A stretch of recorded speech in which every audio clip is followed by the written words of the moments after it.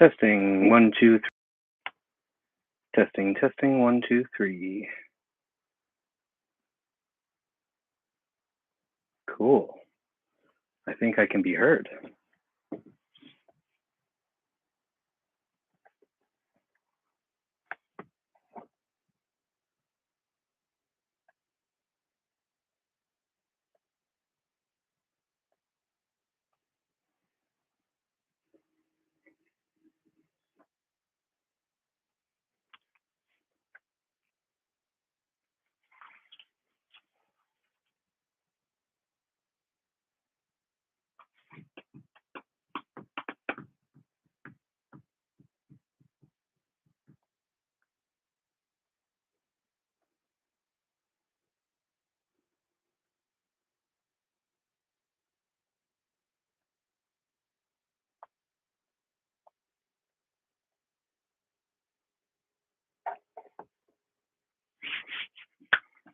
If Ted can hear me, please write in the chat so I can see that things are working.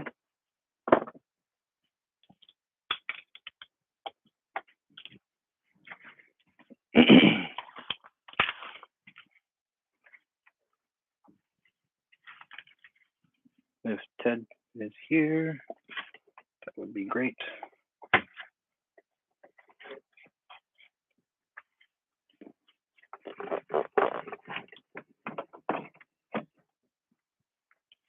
Sweet, awesome, Ted. I think this is probably the best I can get the camera to be as far down.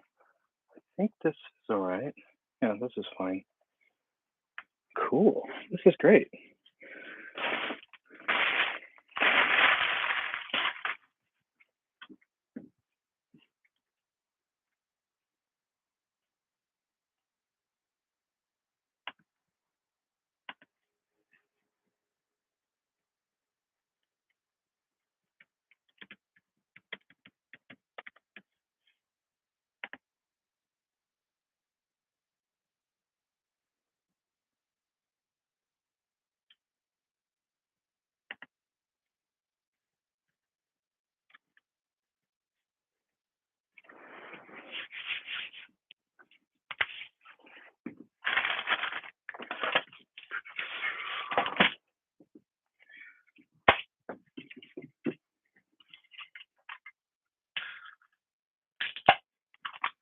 Victor!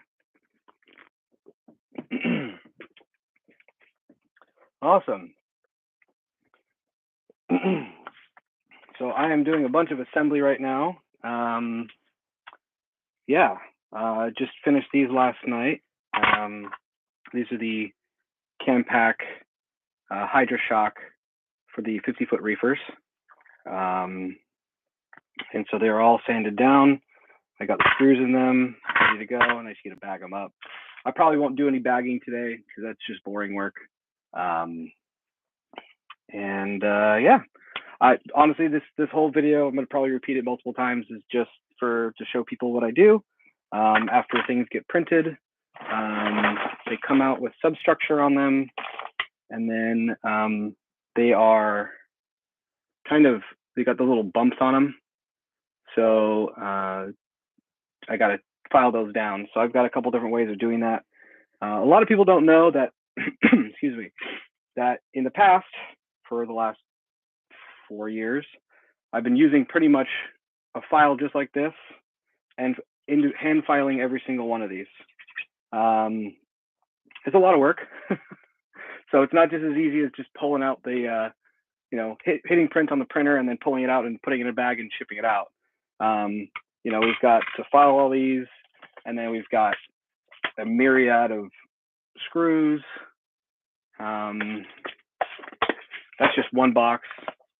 Here's another box of metric and, this is a mixed box. We got all sorts of stuff like washers and so it's just, everything's labeled, of course, thank God. And just, it's just a lot of work to do. So this was gonna be, I was literally doing a time lapse. I'm actually filming a time lapse at the same time. But I was talking to Andrew Fitch yesterday. I was like, what do you think I should just live stream this? And I said, well, why not? So here we are.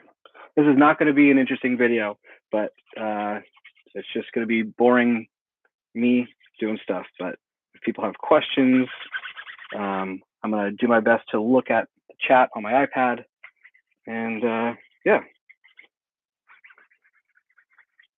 brightness is a little, let's see if I can mess with that.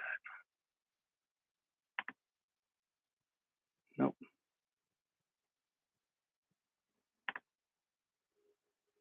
It's fine.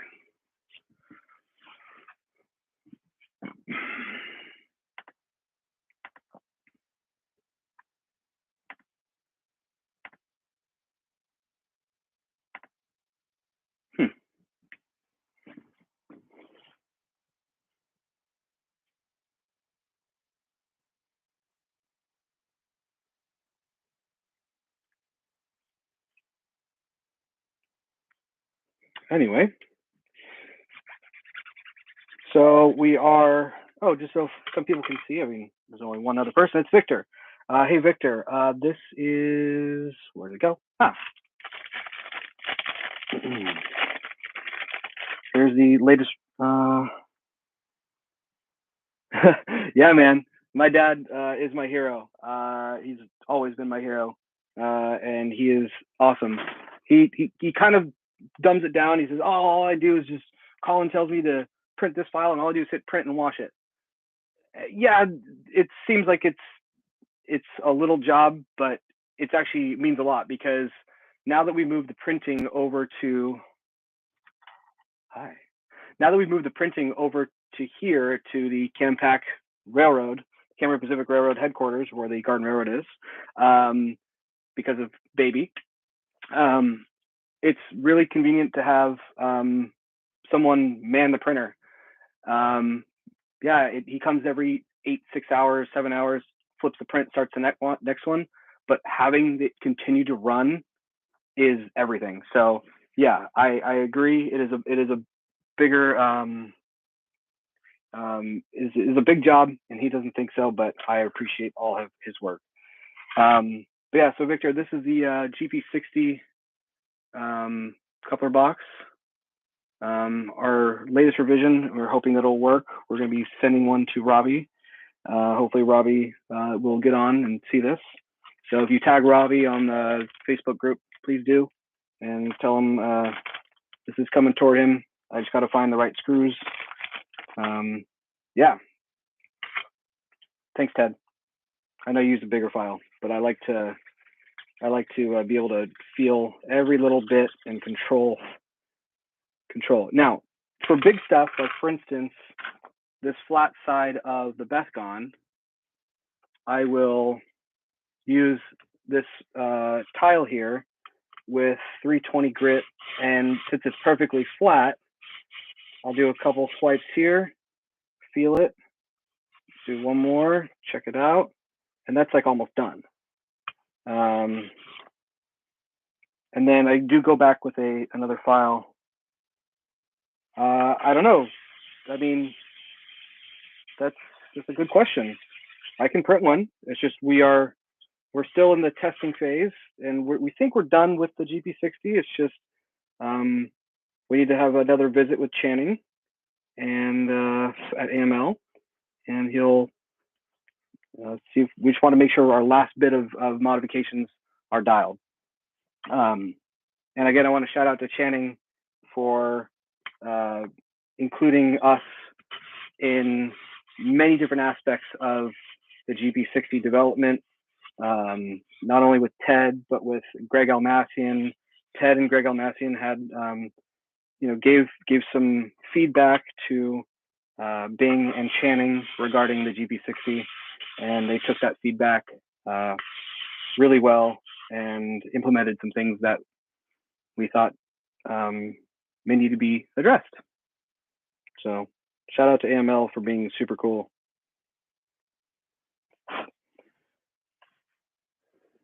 No cutting needed. So what it doesn't, so how it is there's two posts.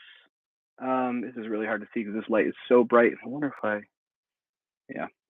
This all got decided yesterday, so I apologize for the lighting and all that stuff.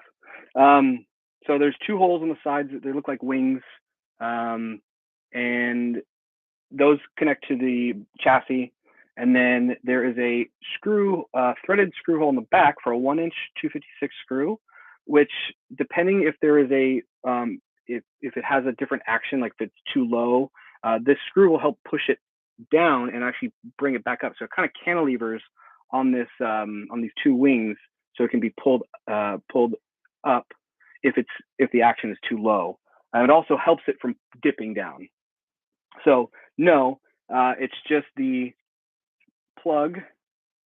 Let me see if I get it the right way. I think that's the right way. It's the pilot plug and the coupler. That's it. Just these two things.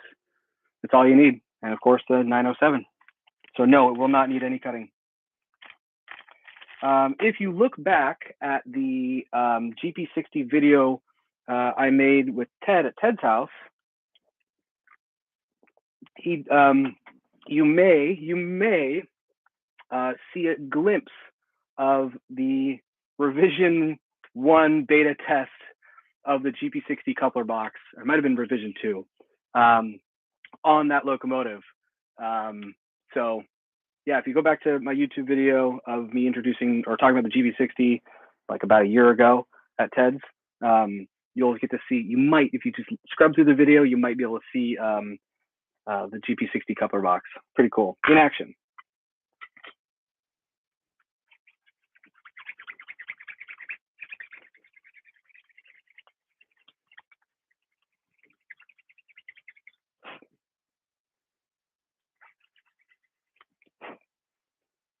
I have a question for the two of you. This filing, is this too loud? Is it like really obnoxiously loud? And if it is, please let me know, so then I could maybe figure out a different level.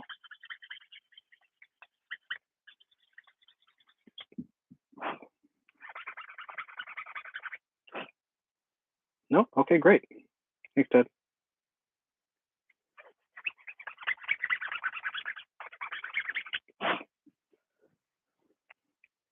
Looks like it's just Ted and I. I think Victor drop off.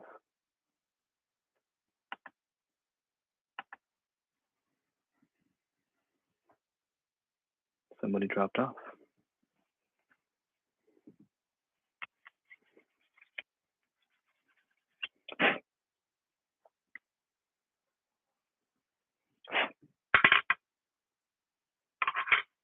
Oh, you are here. Someone else dropped off. I don't know.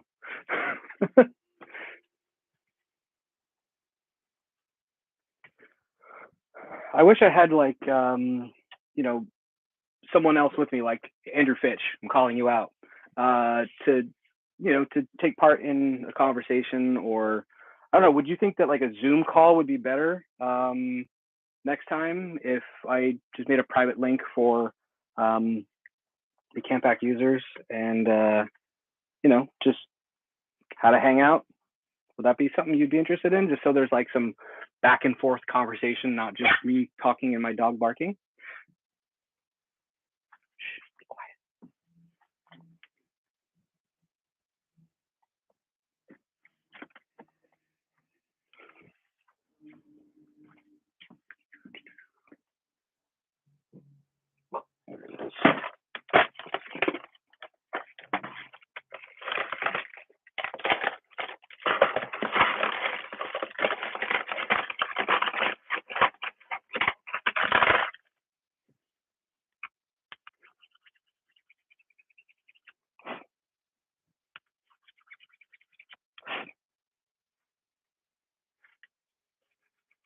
No, there wouldn't be too many users.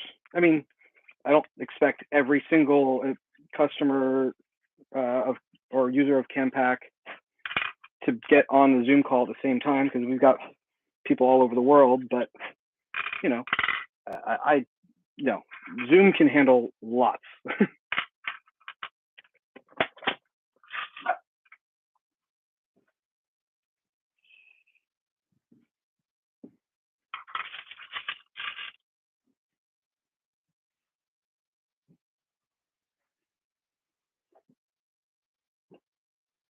Oh, okay, that's cool.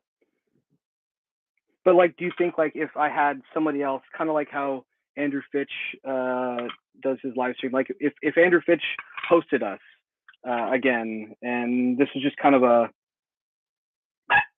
it wasn't like his G scale consolidated, it'd just be him and I and maybe somebody else talking and just talking about stuff instead of just watching me aimlessly assemble a bunch of coupler boxes.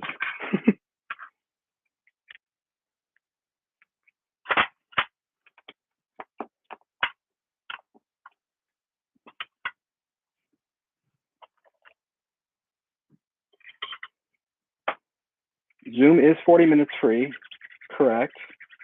But I would at that point pay for the unlimited, so I don't have to have the cutoff. It'd be definitely worth it.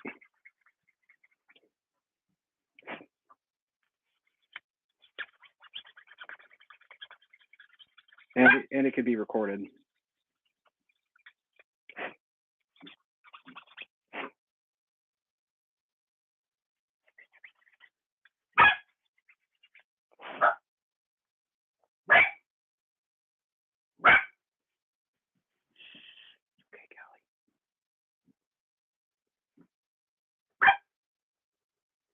Hey Victor, when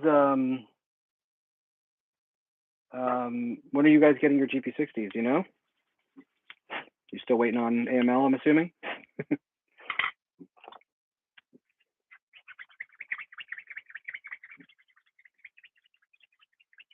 Thanks, Ted. I agree.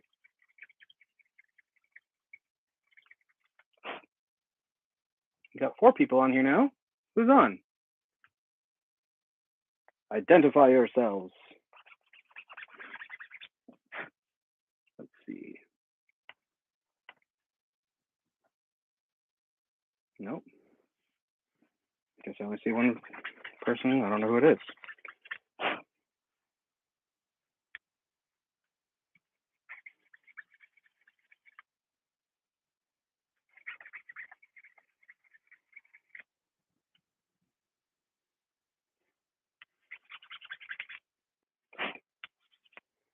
So as you can see, I'm literally filing all the crevices, you know, because I don't print on the coupler box side, because this is the money side. This has got to be perfectly smooth so the coupler can sway, and this is the most crucial part. So on the bottom is where we put the support structure, and you know, yeah, some of it's visible, but I try to file it smooth to where it's really not seen. So plus you're going to be painting it, so you definitely won't see it. So yeah. Ones I'm filing right now are for the Aristocraft Evans 53 foot. And yeah, that's right there. Hey, Wayne.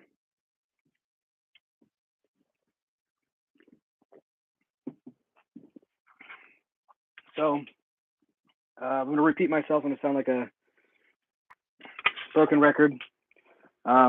Wayne, basically this live stream is just to kind of show you all what I do, to understand that I don't just put something in the printer or tell the printer to print something and then throw it in a bag and put some screws in there and send it out.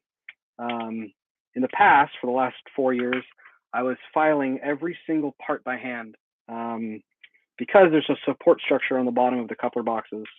And yeah, so everything I literally would touch by hand. So got a little smarter now that we're at my father's house and we're in the shed, and I've got this this tile right here with some. This is 220. No, this is 180. And I've got 220, and I got another thing of 320 and 220. So we'll see how that goes. But yeah, so everything gets filed. I also have to run, depending on what it is, if it's a 256 or 440 tap, I run the tap through the part just to make sure that the hole is cleared out. And I usually use a electric drill. I'm very careful when I do that one. And yeah, I run it through every single part because I print threads. And I just want to make sure they're clear and ready for when you install them.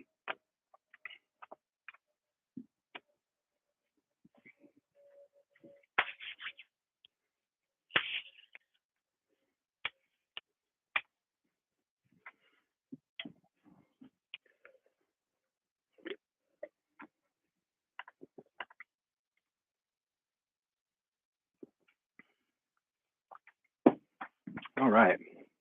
If you guys can see a little, where is she? There she is. There's my puppy right here.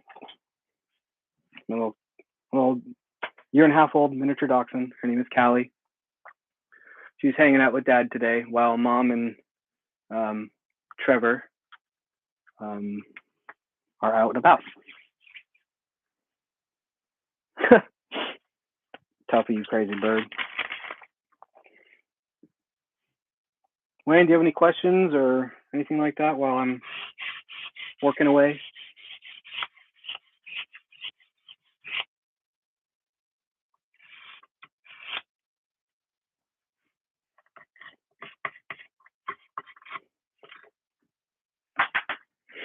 Ugh.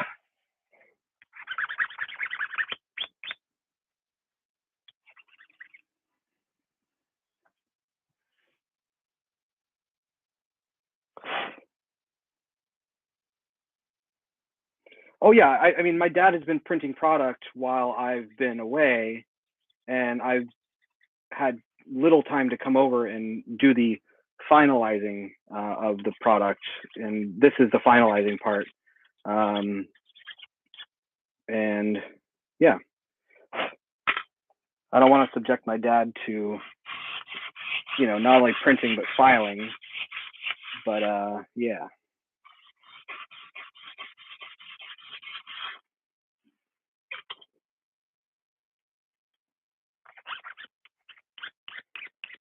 Now, Wayne, what coupler boxes do you currently have? Just off the top of your head, you don't have to go to exact. Sorry, I don't remember off the top of my head.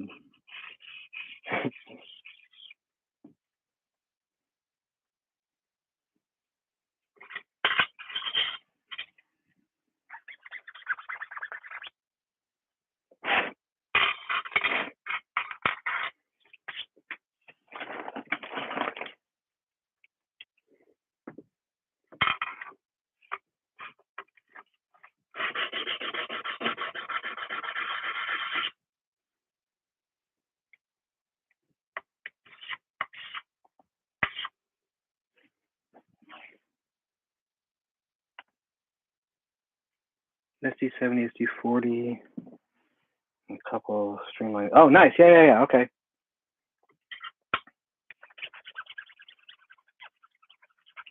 Now, you may or may not know it. I think it's in the installation guide that Ted made. By the way, Ted is on here. I want to give Ted a shout out. He's the mastermind behind this. I would call him the designer or the head engineer. But yeah, right. But there's a fun fact about the SD70 that is in installation guide. And if the front nose of your SD70 or the trailing, I can't remember if the trail or the front, there is a little U-shaped cutout. So you can drill and tap a screw to the shell body. Let me see if I can't take it up. My SD70 is being used as a shelf right now. My computer's being held up on it. How can I explain it? Let me grab this. Okay. This is not the real world, but this is a GP30. But what you would do is you would take a GP30 or the shell, and you would drill and tap a hole right here in the center. I'm not sure if it's the nose and the tail, but it might just be the tail because I think the tail. I would say both. Ted, you could correct me if I'm wrong. but you can drill and tap a hole, and then the void, that little U-shaped area, is so the screw can it can miss or not hit the screw, and so this is ready for that. So if your GP or your FT70 pilot ends droop, can't show you if they droop, this helps it pull it back up because of how it was designed by USA Trains.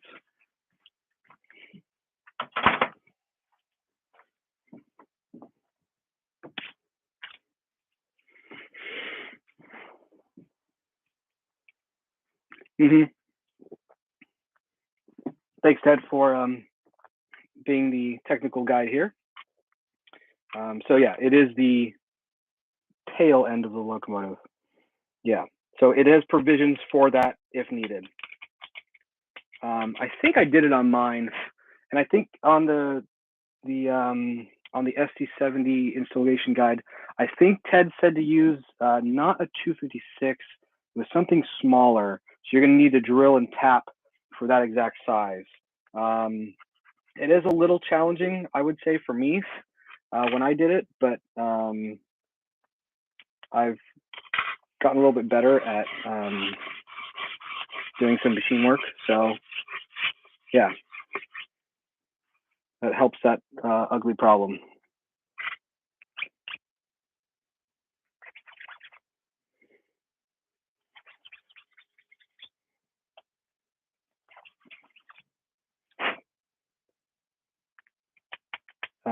I guess I could take this opportunity to talk about a few other things that we have.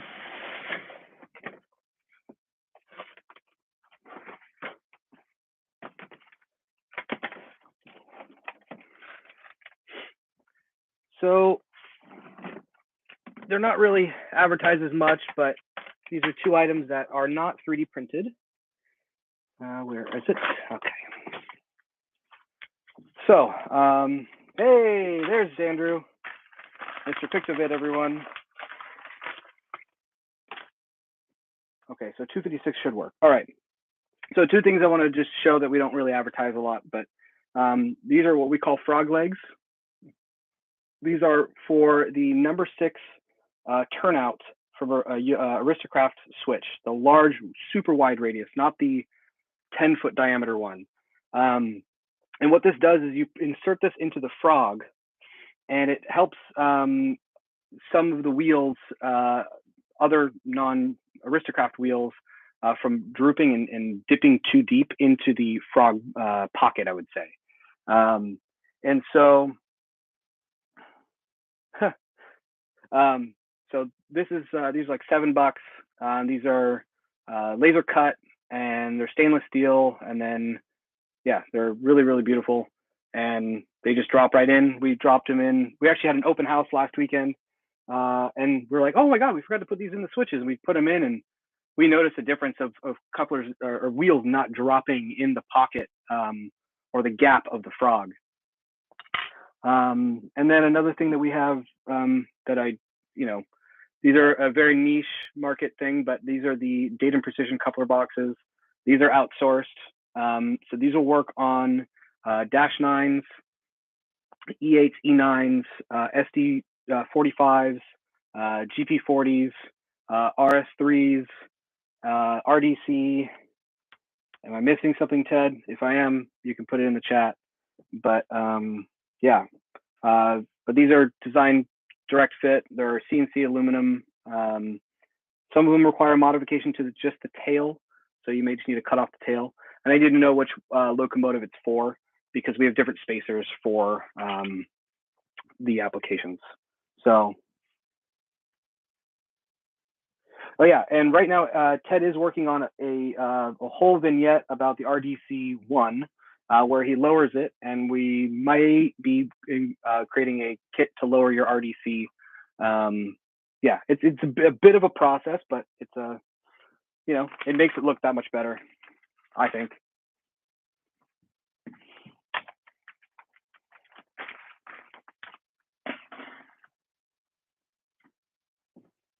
Oh, the vignette's done. Oh, you should go to Greg's website and check it out.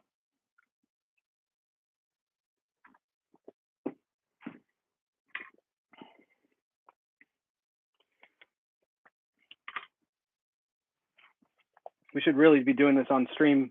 What is it? StreamYard or whatever it is. Back-a-yard or something with Mr. Fitch.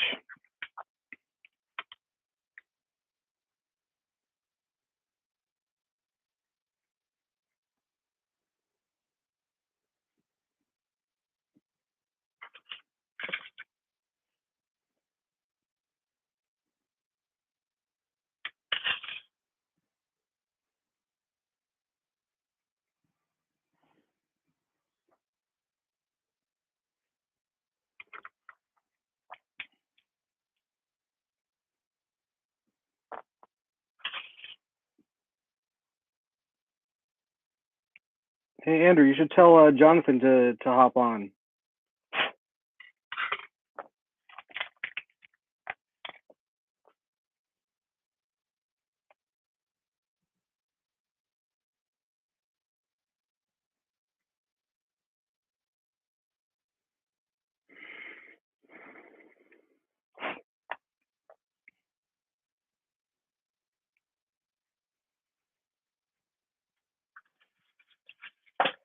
Yeah, of course. Straczynski. Sounds like a hockey player last name.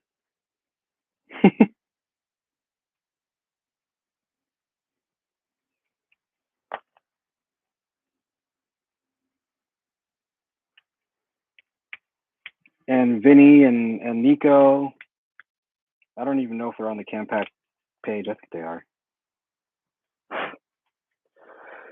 Great question. So Wayne Decker asked about the auto racks. You know, we did get Ted did, a good friend of ours let us borrow a pretty much untouched auto rack, and he himself was interested in having coupler boxes made. I'm not sure if we're going to pursue the coupler boxes for those. It's possible. It just depends because they're so wide, they're so long. You know, we try to have all of our CamPac boxes work on an 8-foot diameter, and I know that the 8-foot diameter circle, and I know that the auto rack, I think it actually has to be bigger. Since we came out with the 60-foot box car, it could be something we could potentially look back into. I'm just not sure if that's, you know, we also have to look at, you know, the time it takes to, the time and money it takes to, you know, develop one of these things is quite a bit, and that one looks like a kind of a decent feat to get through. I just don't know if it's going to be worth it, because the question is, let's say you have 10 of them. Would you put them on all 10, or would you only put it on one so you can connect the rest of your train? And then it also has to come down to the cost of printing. You know, the 60-foot box car is, I think, $20. So it might be that cost. It might be more. I don't know. It depends on what it's going to take to make that work. So we'd have to have certain. So hey, Chris Ambucci's here. 10-foot on USA Train site. I find the wheels still lock up on 10-foot. So 12 full minimum. So again, these are things that we'd have to like dive into.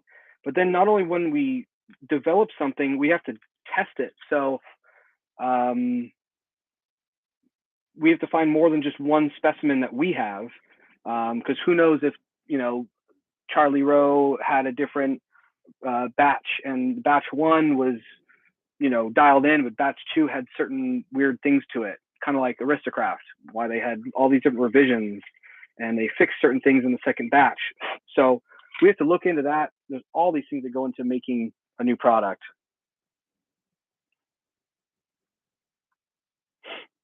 Yeah, well, Victor, we have a product for the 60-foot, and guess what? It uses a 906. Can you believe it?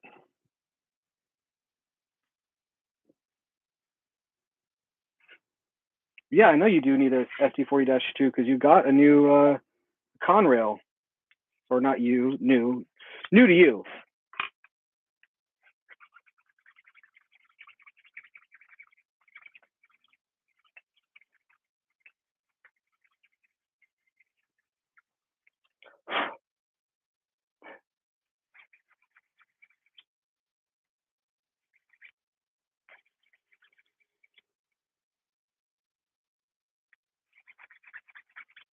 Say what again? Oh, you want me to say it again that it's the 906? Here, let me go grab it so you guys can see it. Those are always busting me up.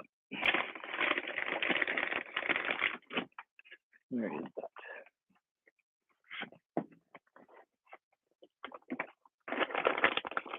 As a matter of fact, I don't even know if I have one on hand. Looks like I know I got to be printing some soon. Yes, I do.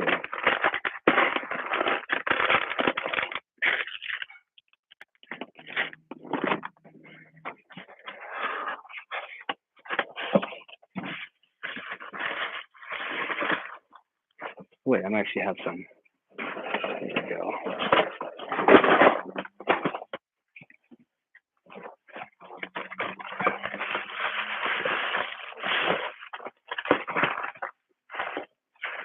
Yeah, okay, here's some 60 foots. These are not finished yet, so these all need to be filed. But this is for the 60-foot box car. It will use a 906, not a 907, because it actually is warranted for that size of a car. So, yeah. I'll show you what it takes to get one of those up and running. Let me just finish these guys.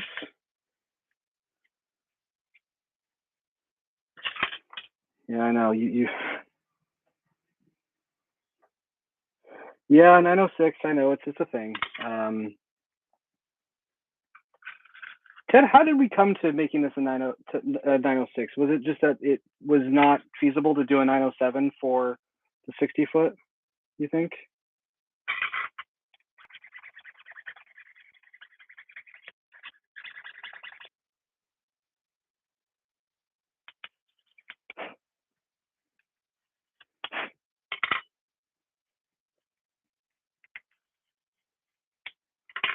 He's probably typing away.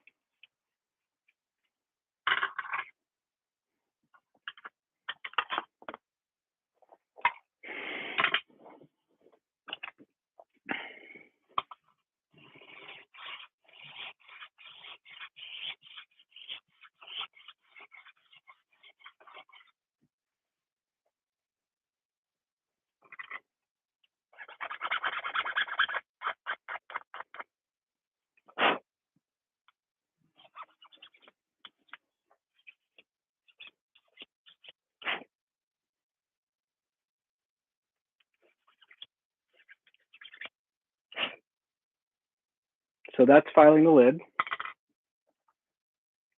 We'll file the next one.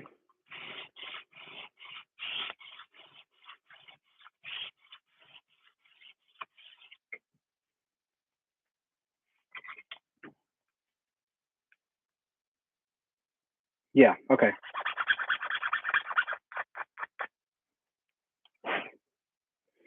Yeah, this is the first time we've actually done a 906 kind of a box. And, we kind of had to squeeze it so it's not as fat as the typical 906 coupler box. As you can see, it's kind of got some skinniness to it. Got that kind of that bell mouth shaped. There you go. You can see it a little bit better. But yeah, I don't know if I have a 906 to put something on to show you.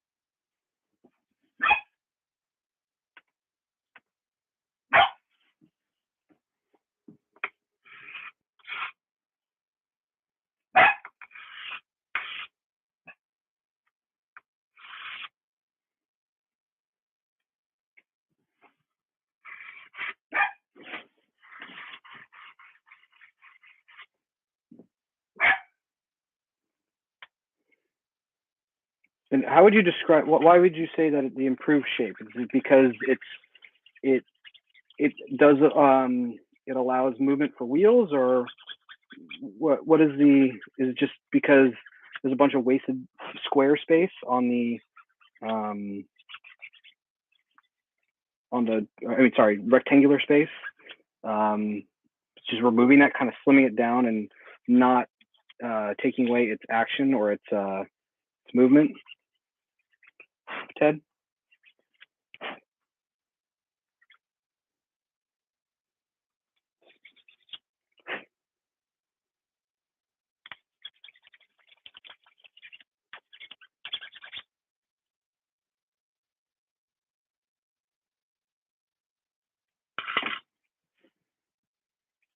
Thanks for subscribing. I mean, I'm not looking for subscriptions, but cool. Thanks for subscribing. Appreciate it. So I guess I will start advertising. Like and subscribe and hit the bell to get notifications, and post a comment below.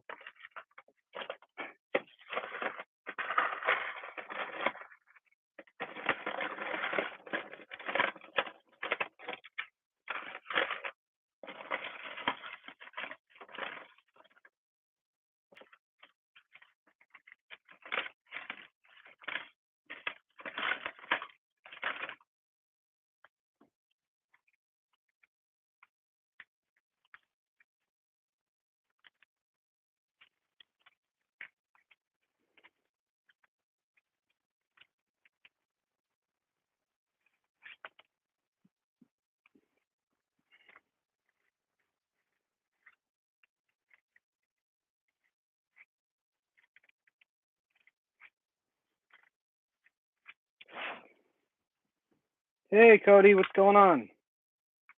Thanks for stopping by, friend. Yeah, that is true, Chris. It does look way better than the squared off side. Andrew, you're such a troll.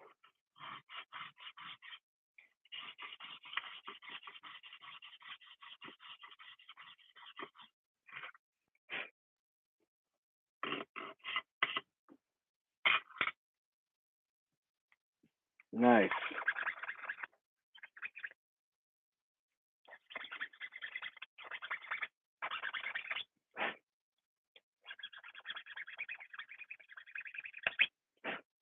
So just so Wayne and who else is here? So I think it's just Cody and Chris Ambucci and I don't know. All right. So fun fact, you know, a lot of people don't know that there's more to just printing these boxes and just throwing them into a bag or a box and sending them to y'all. So the steps that I have to take, I hand file all these. So there's support structure that needs to be taken off so it actually fits properly.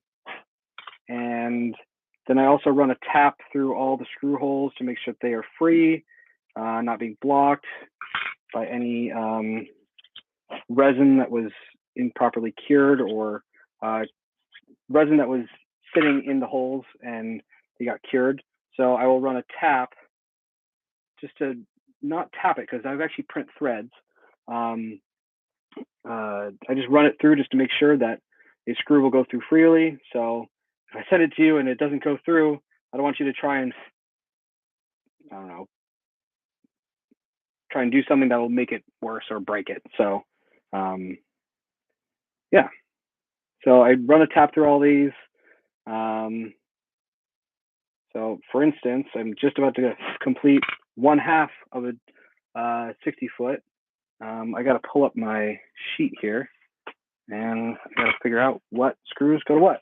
I have a huge spreadsheet of what screws go to what. Let's see here, screw chart. Okay. 60 foot.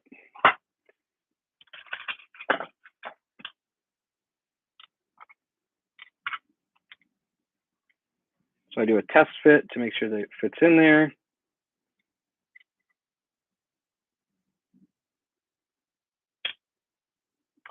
5/16 by half.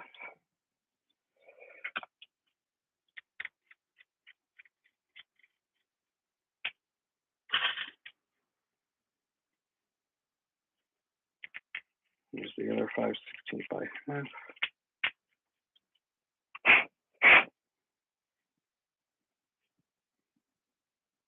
Oh, 256 by half, excuse me.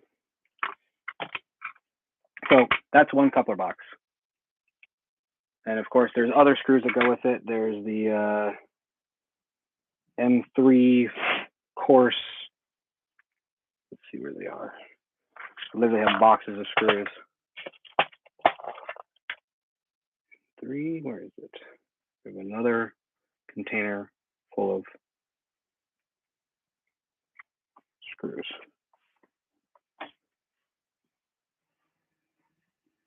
Hey, Andrew, thanks for stopping by. We need to talk more. Maybe you can help host me.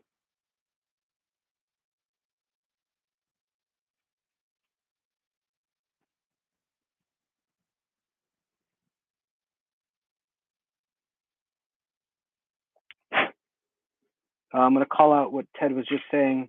Notice the 3 holes in the bell mouth. So let me see if I can clean it up a little bit more.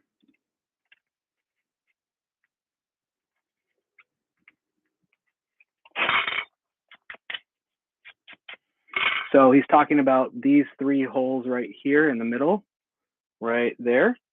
And those 3 holes are used to locate and drill and tap a new hole in the 60-foot boxcar. So we noticed that there was an issue on the boxcar, the frame. It would actually sometimes it would droop, and there wasn't enough, I guess, stability. Ted can correct me if I'm wrong, and that is to address that.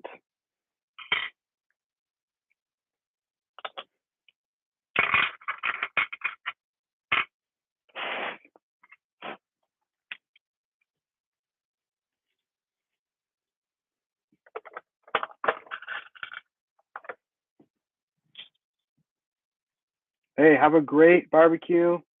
Send me some of that barbecue when you get a chance. It'd be great. Overnight it, and I'm joking.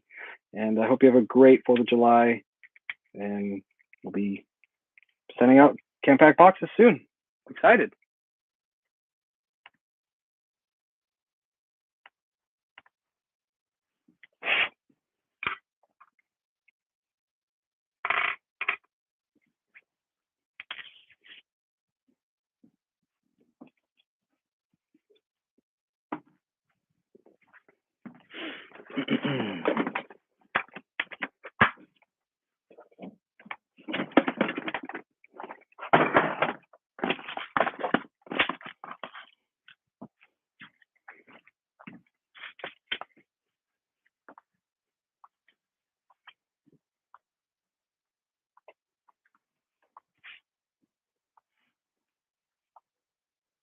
Yeah, and that screw is a 256 5/16 pan head.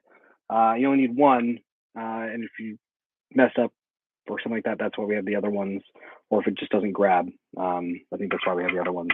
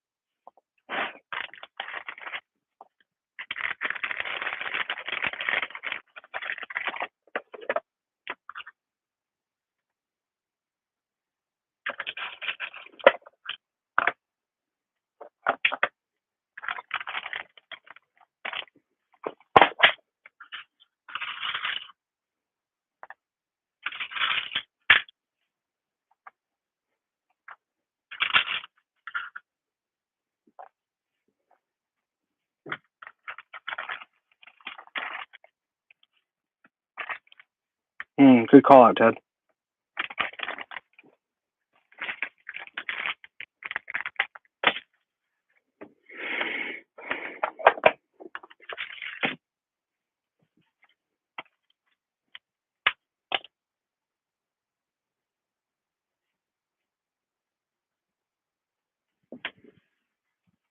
Somehow Mr. Pictobid's still here, I think. Maybe it's not refreshing. Huh, I don't know. All right, well, I'm gonna keep doing what I'm doing.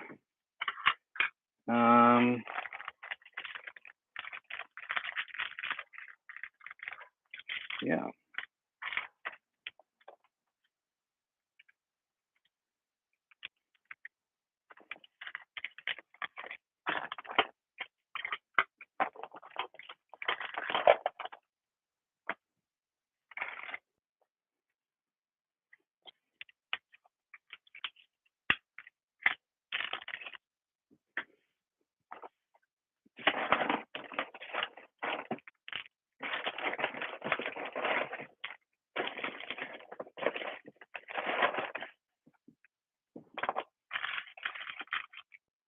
So is it just who's on here still?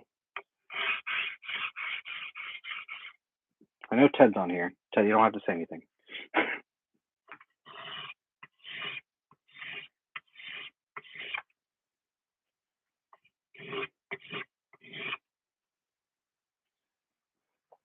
Oh, Victor's still here. Okay, cool.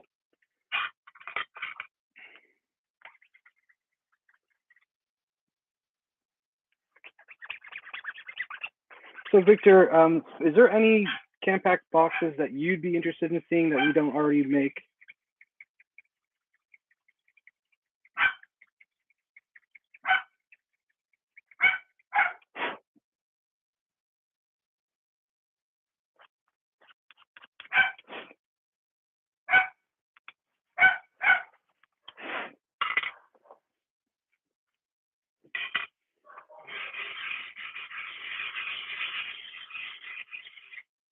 Oh, so is there any coupler adaptations that you'd like to see us make that we currently don't already make? Like, is there a specific car that you're like, oh man, I would really love to see CamPac do this?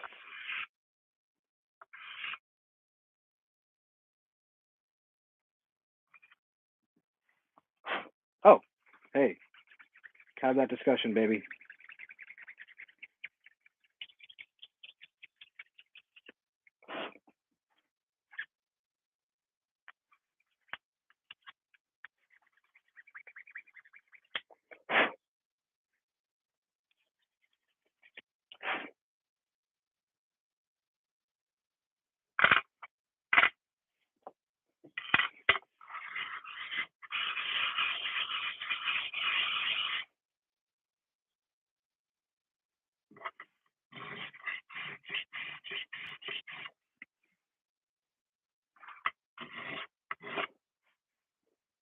The bulkhead flat car? Okay, okay. I mean, that kind of falls under, they kind of, I think, I have one of those. Do I have one still? Yeah, I do. I think that frame still kind of falls under some of the, like they kind of have the same end as like the other cars. So I think what we got to do is probably get a couple cars. Oh yeah, also the other thing that goes, it should be noted, when we're developing something, we have to buy, I know it's a problem, it sucks, but we have to buy unused, brand new products, and we have to buy like 2 or 3 of them. So yeah, big boohoo that I have to buy more trains, or Ted and I have to buy more trains. But we've been primarily focusing on the modern stuff. But I don't know, Ted, maybe we could look into the bulkhead or the, what series is that? Is that the American series? I'm not entirely sure.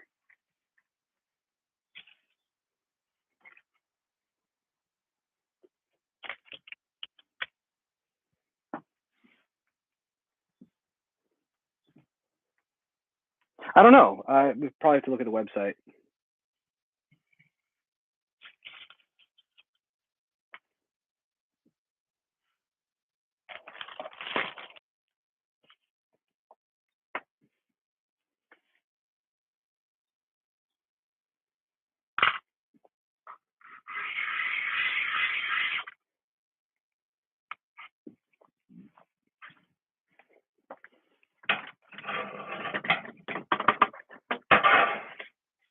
And I have one, but it's been modified.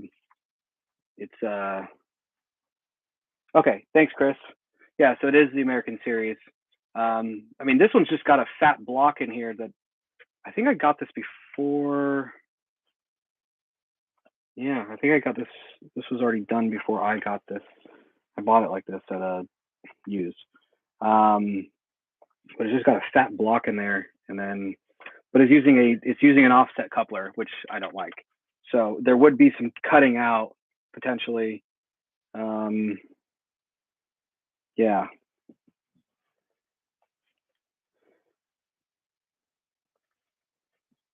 I mean, in all honesty, like, is that something that you all would be interested in seeing as a product? Yes, it may be the precursor, whether it's the bulkhead or the flat car or whatever. I know they kind of share the same chassis, but like, is that something that you guys are needing? That you see that it looks like it has. Yes, it does have arch bar trucks, Ted.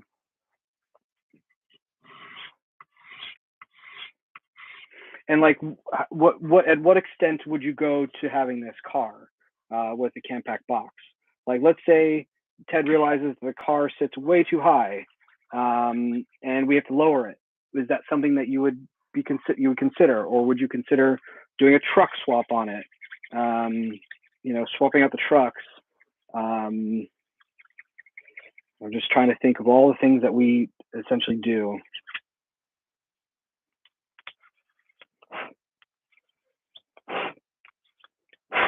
Message redacted. Retracted. Okay.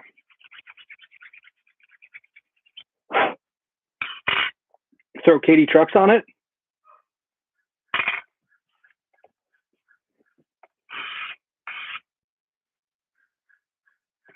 Yeah, I agree. I mean, Katie trucks are great, but I also have to come into the feasibility of would someone want to spend $45 on Katie trucks and then buy our product and then buy Katie's? Like, that's I know our product is not for everyone, but some people make that as an argument, as like, why would I do that?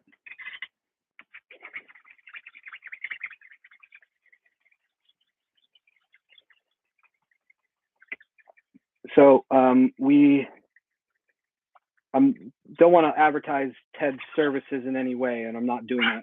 But if to bring down costs on our end, what we have done in the past sometimes, depending on how the conversation works out, is if you're willing to send us an unused, untouched, in the box car, for instance, that bulkhead car or the or something like that, and if we can get two of them somehow, we would use those as our development models, and as a thank you, we'd send them back with the coupler boxes on it.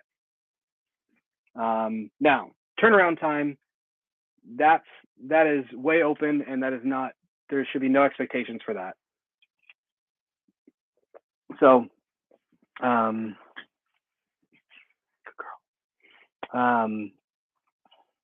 yeah, is that something that you guys would consider if you have some of those cars that you may want to let Ted and I have at it, and you'd let us have, full, I guess you'd say, authority to work on it?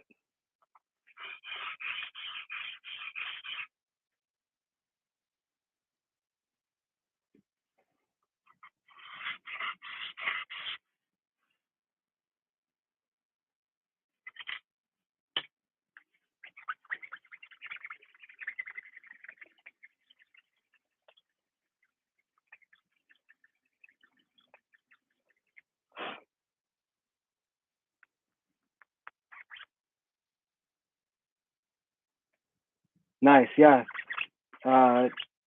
Nico's tube lowering kit's pretty cool.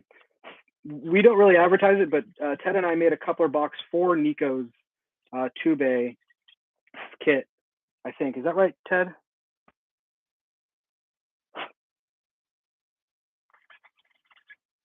the Tube Aristo covered hoppers.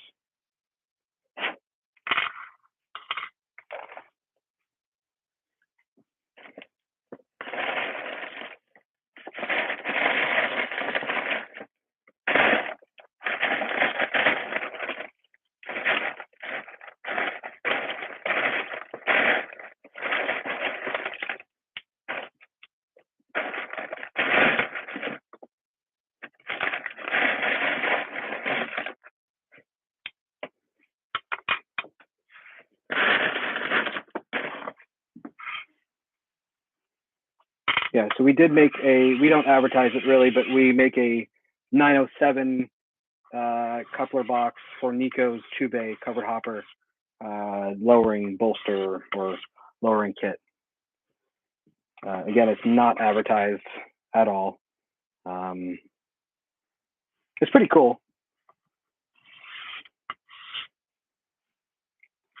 But yeah, if you prefer that slack action, that unprototypical slack action, I would just stick with Nico's. Nico, I'm not dissing Nico at all. Nico makes great products. Nico and Ted and I have worked on, some things together, and he's a really great guy, and I love what he does. And Vinny is a smart kid. Again, the two of them are some of the nicest people.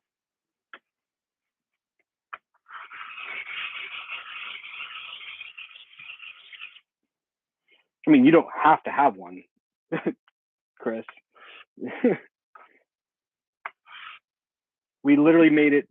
Ted asked me to make it as a one-off. He's like, "Hey, could you design this and make it for me?" So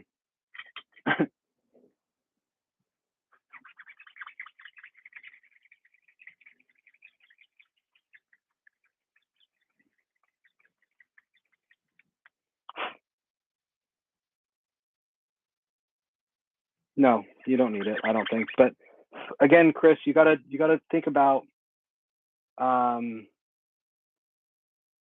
You have to think about it's not just your 20-foot curves. You got to think about your smallest curve, meaning your switches, your 10-foot Aristo switches. Yes, our product will. I don't know about Nico's. I think it does. He wouldn't. I don't think he would put that out if it didn't work on switches. So.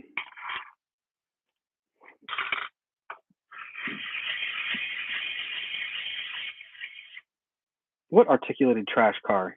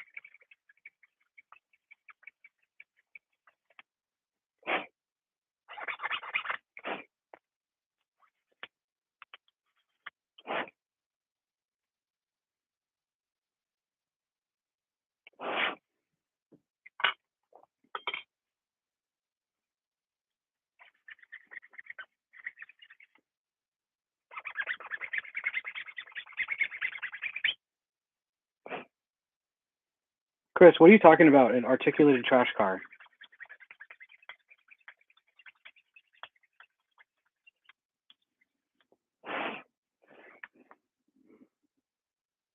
The black 2-unit spline used for trash containers. Oh, I didn't know that. I thought you were talking about that. Okay, got it. Okay.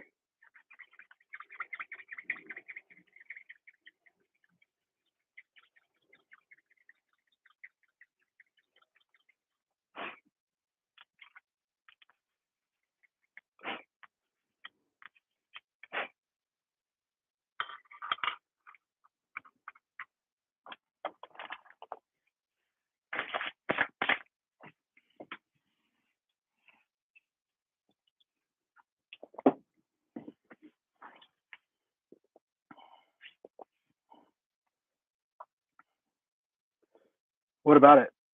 You want a coupler box implementation for that thing, Victor? Uh-oh.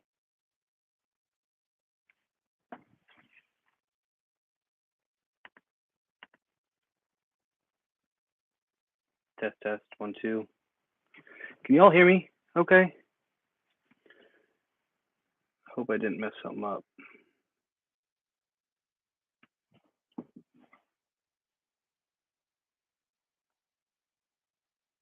Okay, good. My AirPod said it connected to my iPad. I was like, no, no, no. I need to use it for the live stream.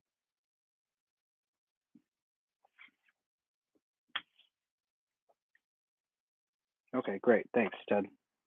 Thanks, y'all.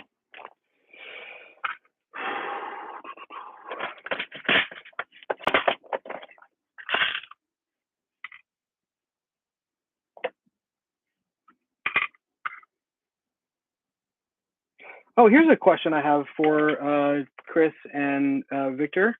So as you can see, I am installing the correct screws. Like this one's the 7/16 on the front of this Evans car, and then the 5/16 pan on the back. Do you prefer that I pre-screw them in so you kind of know where they go, or would you rather them just sit in the box or in the bag?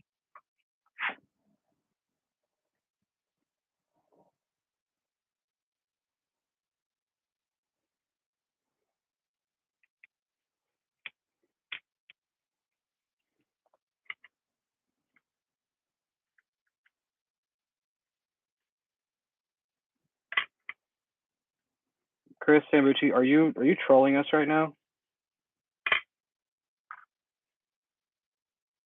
Okay, great. Thanks, Victor.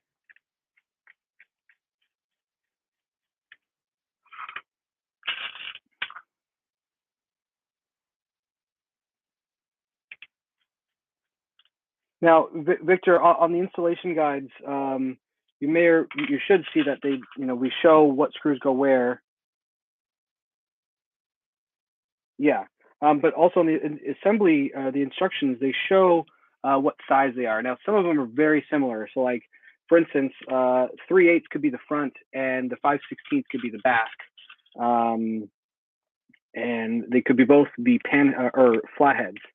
So, are you able to distinguish the two by the installation guide and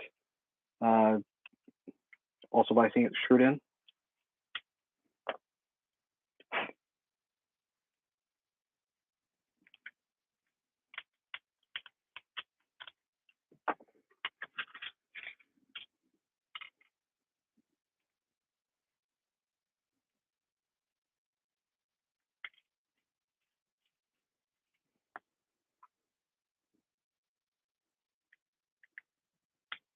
Cool, great.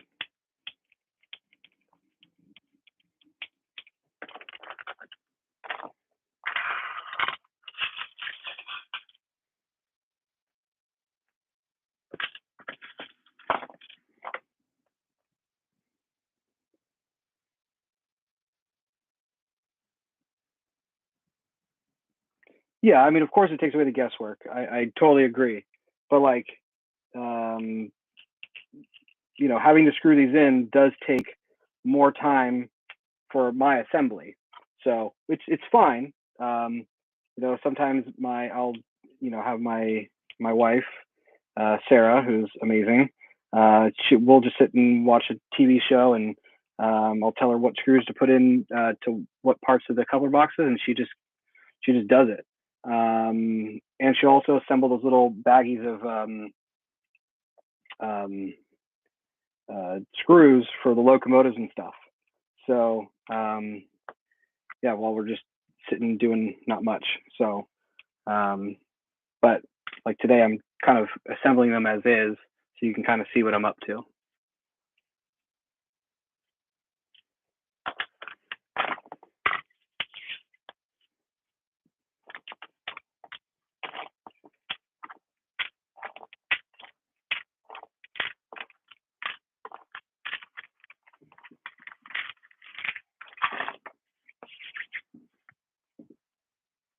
She is definitely a keeper. She is amazing. She is an amazing woman.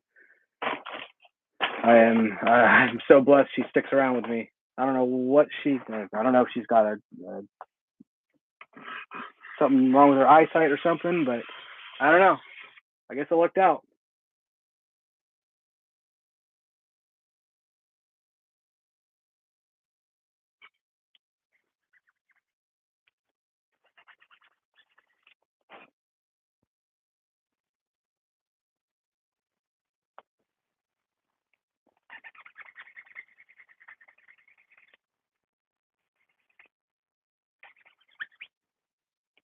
Speaking of, not my wife I'm talking about, but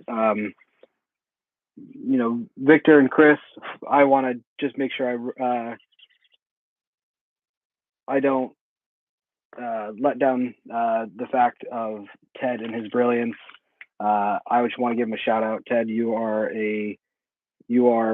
mind is phenomenal. The way you think and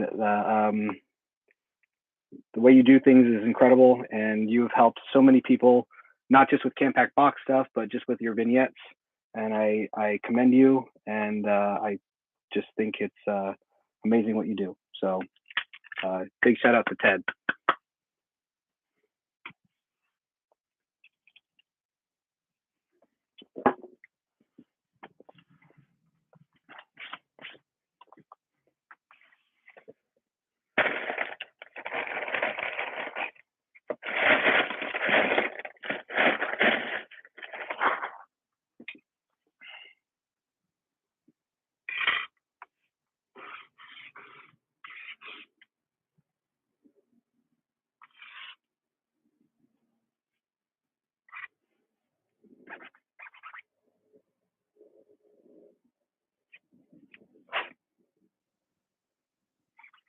No problem, Ted.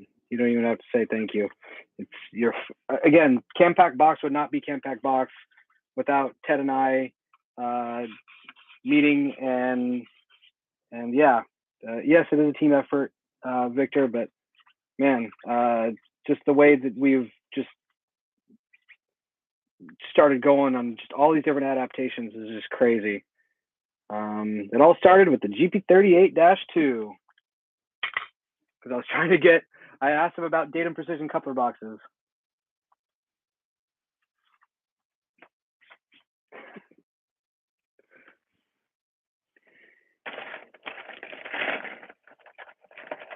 All right. Does anybody want to see anything of me assembling something? I mean, this is really not like the most interesting live stream you've ever seen in your entire life. What do I got here? I've got a whole bag of these. I got a whole bag of this and that. And oh my goodness, I got way too much stuff over here. My dad is printing like a madman. Goodness gracious.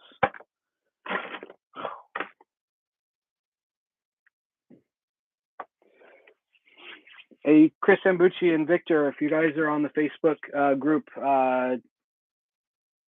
maybe for CamPac, if you want, you can share it to others on other Facebook groups if you want to, if they want to say hi and see what I'm doing, you're more than welcome to, or just post in the CamPac group and say, hey, come on over, say hi.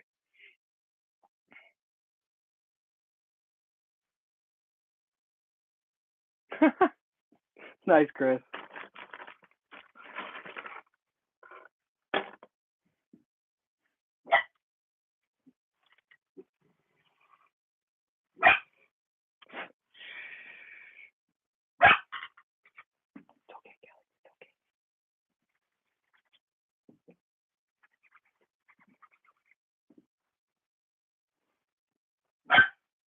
I don't know if it was Chris or if it was hey, chill, little girl. Okay. That asked about these, and then we just implemented them. But these are the GP40 truck hangers. These are really tiny. And if you were to look at a comparison, let me grab my GP40. Ooh.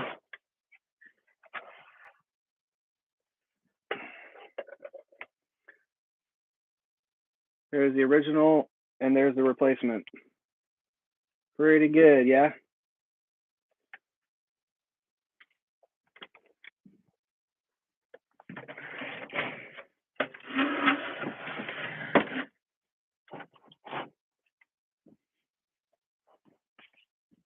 That was you. Yeah, the hangers and the sunshades. Yep. Those were interesting to make. Oh, here's a sunshade. Here we go. You really can't see it based on the brightness, but if I put my hand behind it, you can see it better. Yeah. That was a geometric like nightmare to kind of just get it right. But yeah.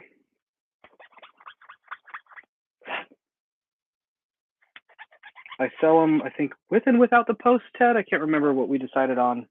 I think I sell them with the posts and then the little nubs, and then without the posts as well, in case you wanted to use like a, I think it was a paper clip, and you would make your own post, and then you can use some tacky glue to put it in to use like a metal post essentially. But those were brought to you by the great Chris Sambucci. Thank you, Chris. And shipping those, oh my gosh, having to pack those things and make sure they don't. Yeah, we sell with both post and with holes. So depends on what you need. Yeah.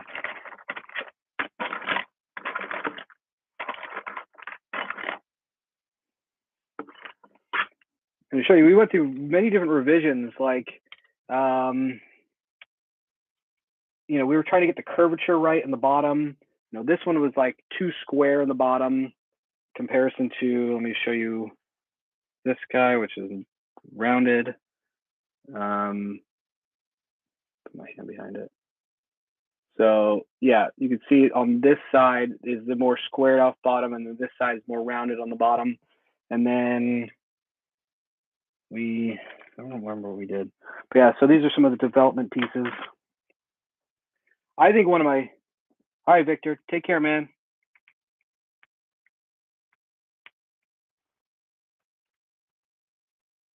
Yeah, right. I know you do, Chris. I think probably one of the coolest thing is the Streamliner passenger car with the springs, with the it's a whole. I think it's just really really cool. You can level it to your liking, or level it to the gauge. But you know, I think this is an incredible product that Ted came up with, especially with the springs.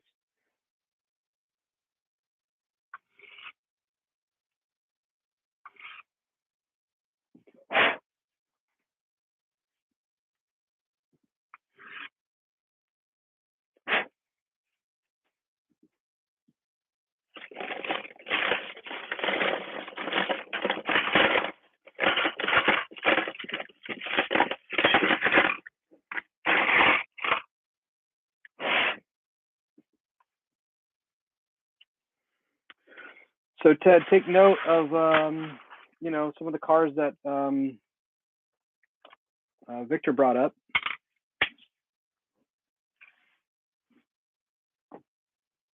Oh yes, of course, Chris. You should see the installation guide and the vignette. I think I don't know if it's the vignette, but the installation guide and on the website. They are so much closer. Oh, they're gorgeous.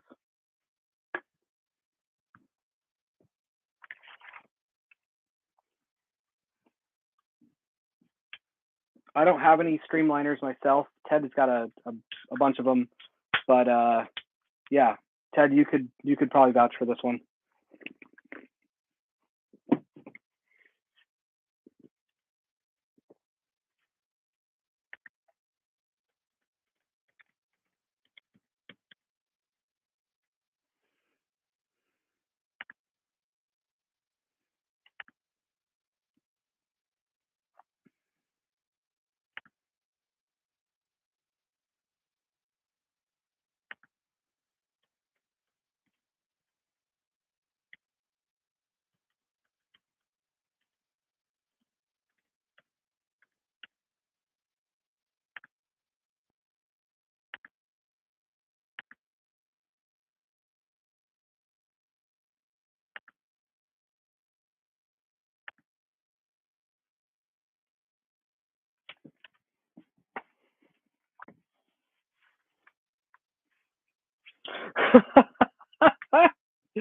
Oh, Chris, you should see how Ted designed this. Oh, another thing that I mean, Chris, you already know about this, but I'm just gonna make sure it goes on the live stream.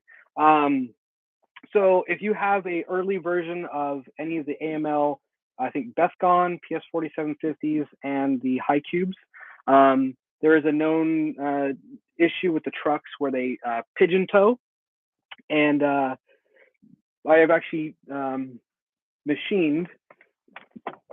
Where are they? Let me grab them real quick.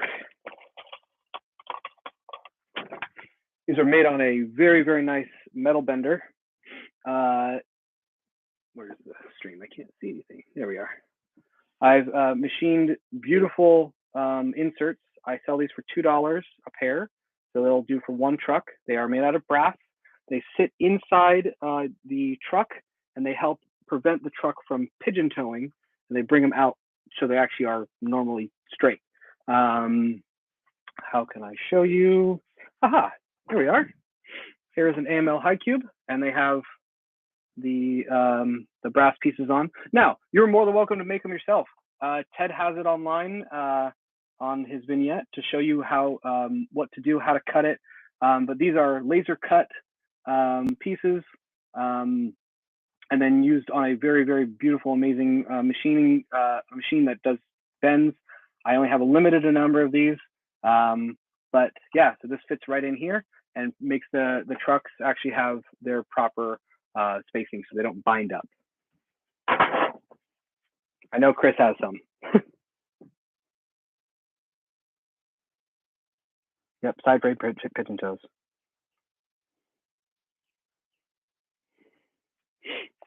Yeah, these are great pieces. I really like these. They were fun to make too.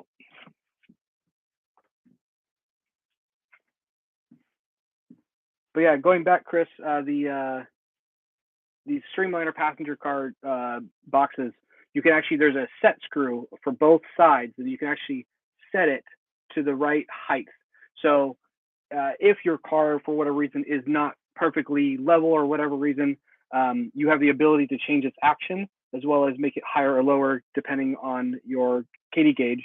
And what I think is really cool, you can put the car, the track, at the end of a table, or yeah. So then the coupler box sits right off, and you just get a screwdriver and you tighten it or loosen it, and it will go up or down.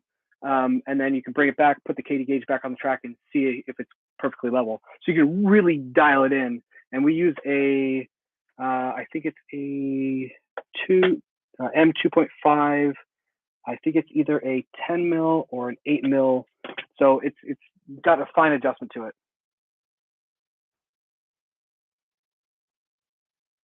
So if you buy more High Cubes, so if it's on the latest, so fun fact, Ted's fix got word, AML got word or wind of Ted's fix, and so all the new cars come with them. So they have that spring in them, and they're actually painted black.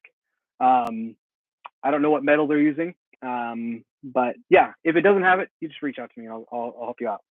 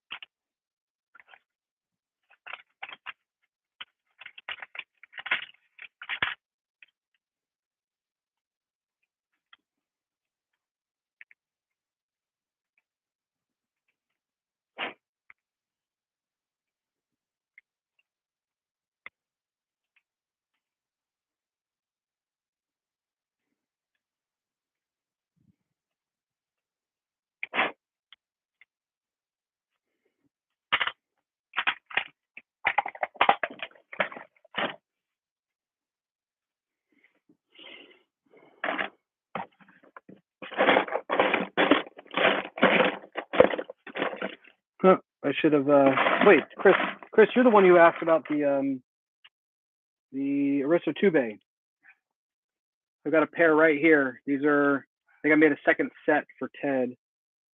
Ted, if you can confirm that revision 5 is the last revision, then I've got a pair for Chris if he wants it for Nico's lowering kit.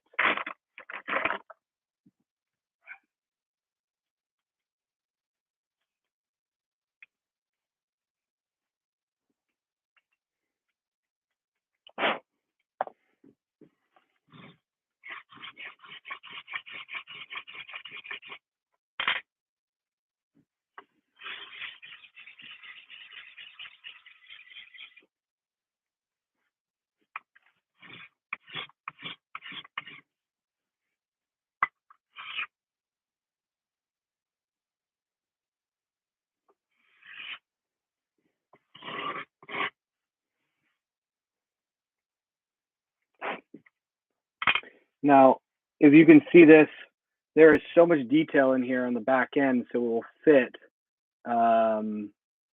It's kind of crazy, and having to file all that stuff out is a lot of fun. So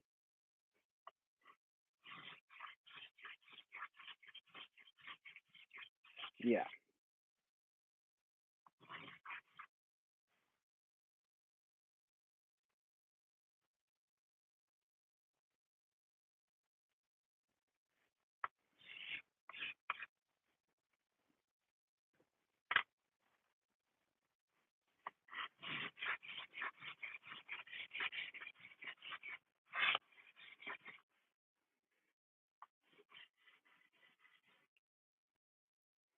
I have a feeling Ted ran upstairs to go check the revision number. That's why he hasn't responded yet.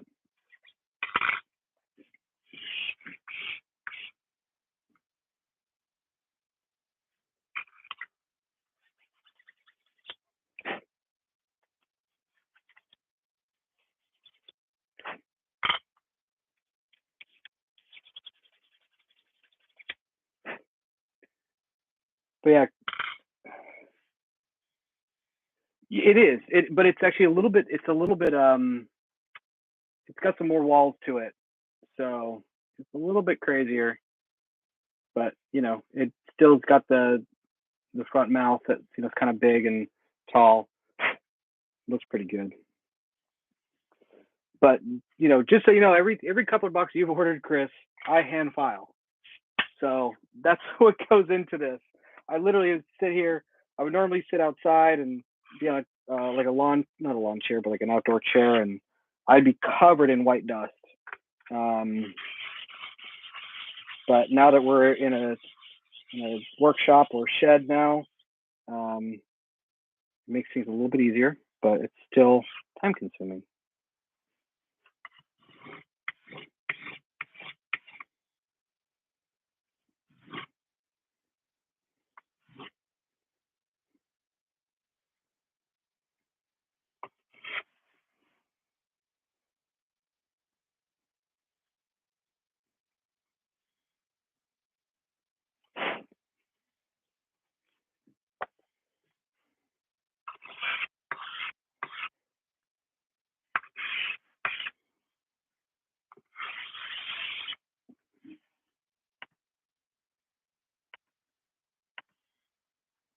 What else we got on here? So we got a lot of people on here. Whoever is here, say hi.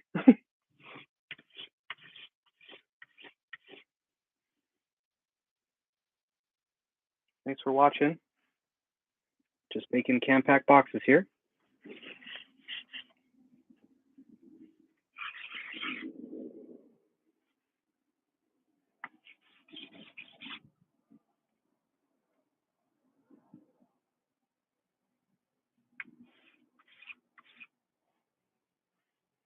Oh, well, yeah, that sounds about right. Maybe taping them off might be a good idea. You know, if you were to tape off the bottom side, like for instance on this guy, this is the modern tank car. If you were just to tape off just this part and just cut it around, maybe just a little bit less right on the front, and then just right where the mounting pads are, then you won't have that, you know, get in there as an idea.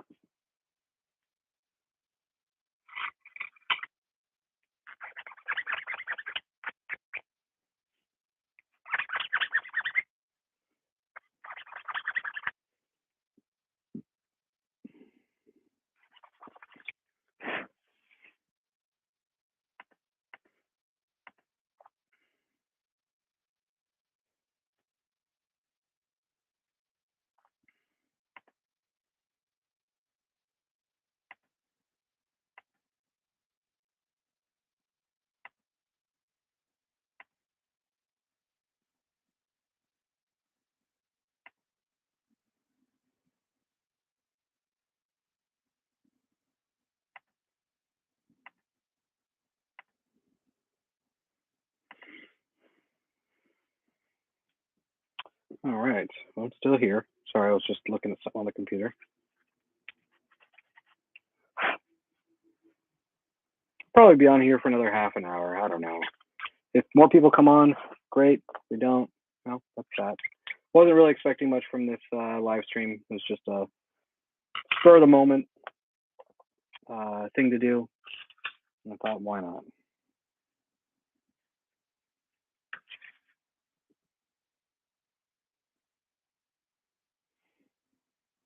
Now, Chris, here's another question for you. If I can strike a deal with KD,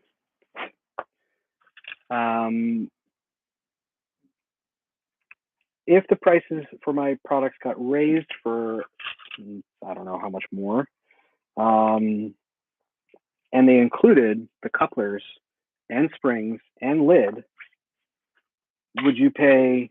I don't know what the cost would be. I'd have to do a bunch of number stuff, but would that be something would be of interest? That I would include the KD couplers, only what you need. So you don't need the boxes, you just and the screws. You just need the lid, springs, and coupler.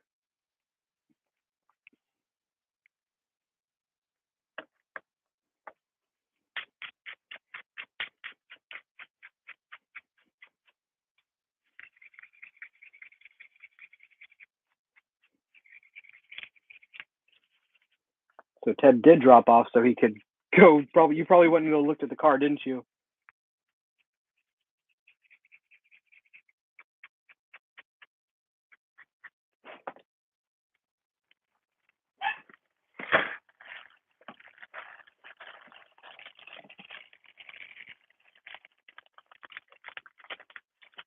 Yeah, I know.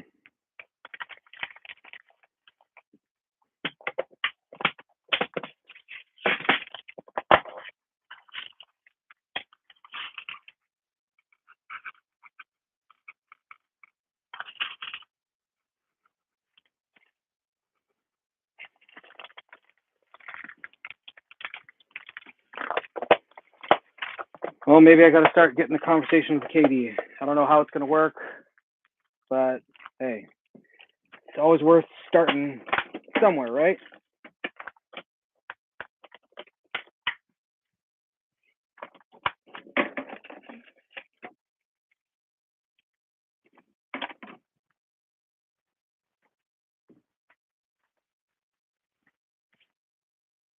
Okay, cool.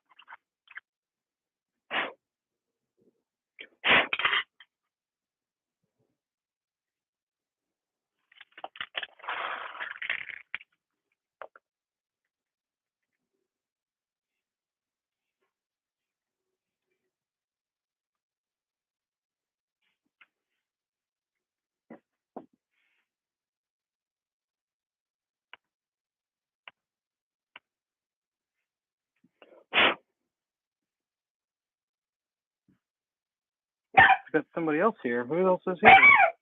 Hey, be quiet. Okay. Let's see a fourth person somehow. Someone's watching. There was another chat.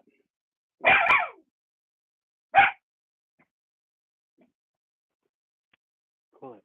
It's okay. It's okay, Callie. My apologies for the dog barking.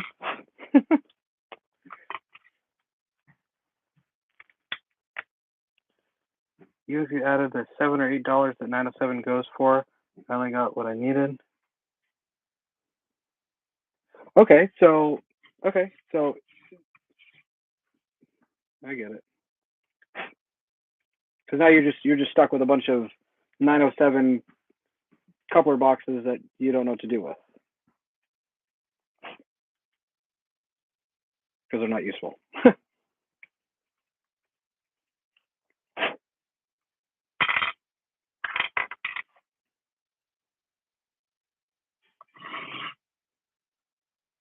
Okay, well then here's another question, Chris. What if I'm going to look into it because I just want to make sure it's strong enough. If we made the lid for our products as well, and if we made the lid for our products as well, it might change the cost, but very minimal. So then all you'll have to buy, I believe, is the what is it? The 90 or the 900 or the 901, which is just a coupler. And I don't know. I just don't know if it comes with the springs or not. So then I'd have to figure out the springs. But that might be something to think about. Maybe, I don't know. Like, so you would just have the coupler and you don't need the lid. So yeah, I know Ted's got a stack of unused boxes.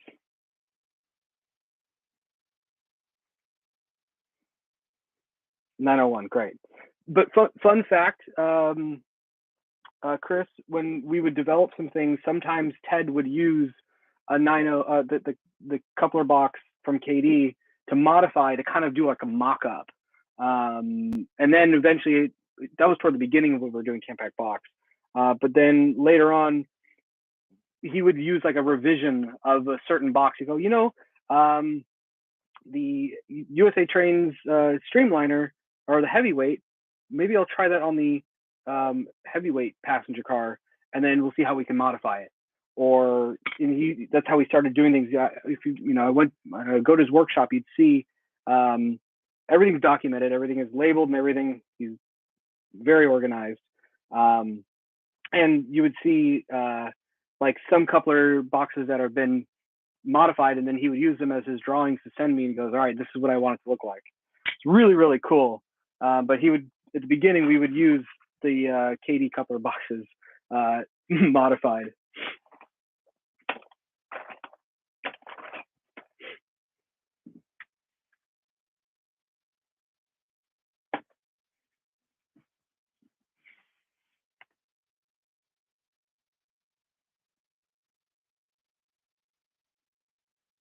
I don't know who our fourth viewer is.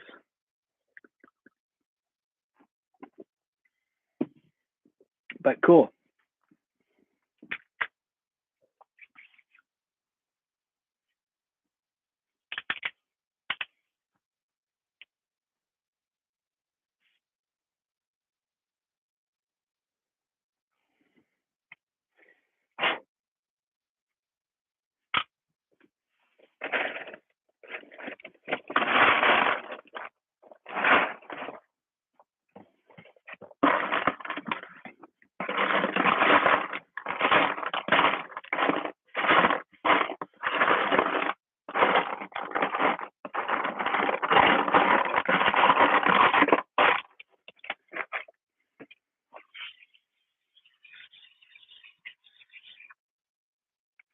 So if any of you are just joining, thanks for joining up. Just not really eventful day, but it's just want to show you what I do for CamPac boxes. So basically, just to say hi, thank you, welcome for joining. Want to just kind of give you a kind of a back end look or behind the scenes look at what I do. So a lot of people think about 3D printing is just you hit print on the printer, you take it out, and you're done. I don't have any products to show that have just been printed, but basically they come out, they have a substructure. Let me see if I have one here. No, they don't. Okay. The substructure has to be broken off, and then they have to be filed. So it's hard to see here, but you see the little nubs on the bottom here? Well, that should be perfectly flat. And So what we do is we have to file them. In the past, the last 4 years, I've been hand filing these with a small file just because I need to get into small areas. And then more recently, started using a tile with a sandpaper so I can get nice flat pieces. And then that looks so much better. So there's a bit of hand labor that gets done. And then I have to run a tap through the printed threads just to make sure that they're not blocked. And then I have to assemble them.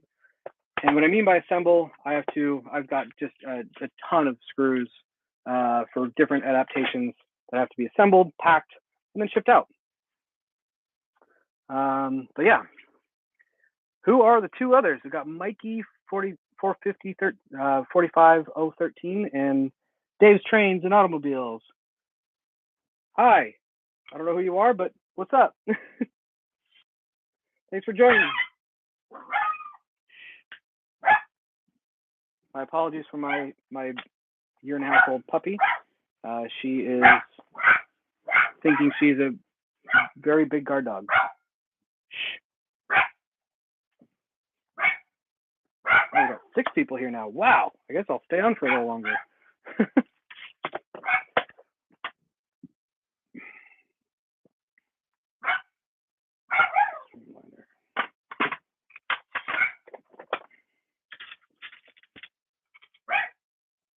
All G scale. Nice.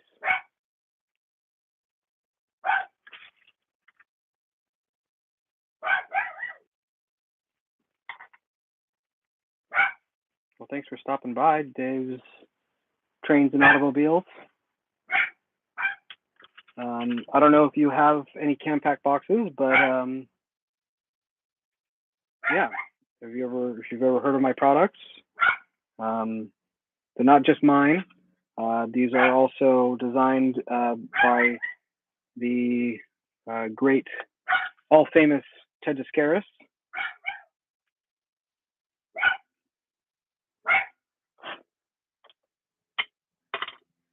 The infamous Ted Descaris, the mastermind himself.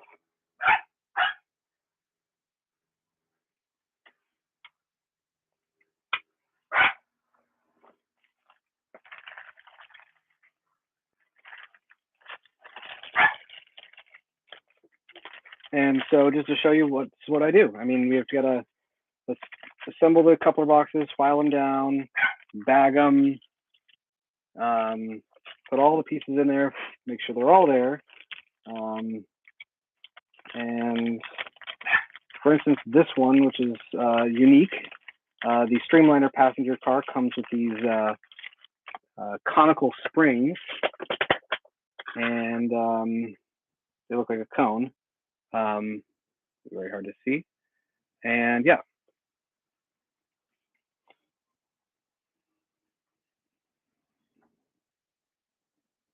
Make sure they're not stuck.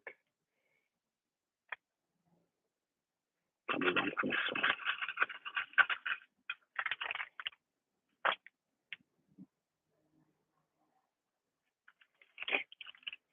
Keyword lets you, Chris.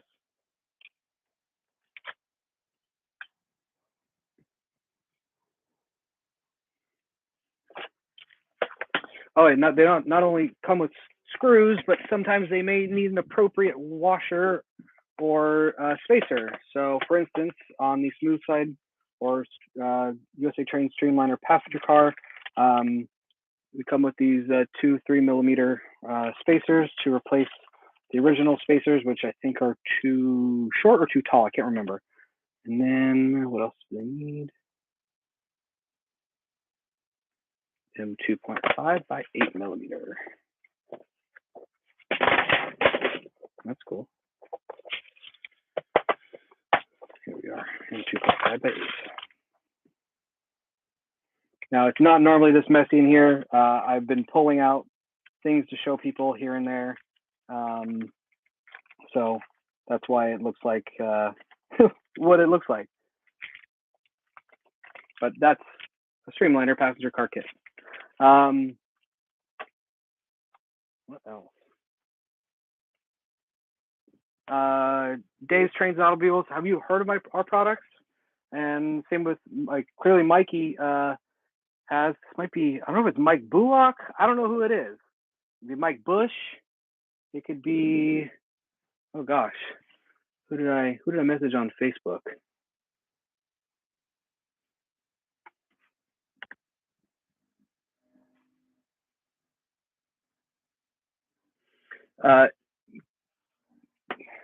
Yeah. Does anybody have any questions?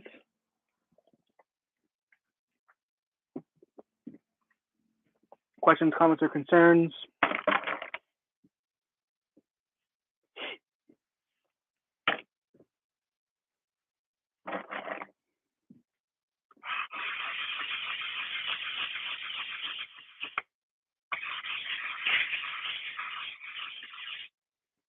I went to the hardware store today and I totally forgot to get double-sided sticky tape, because then I could put this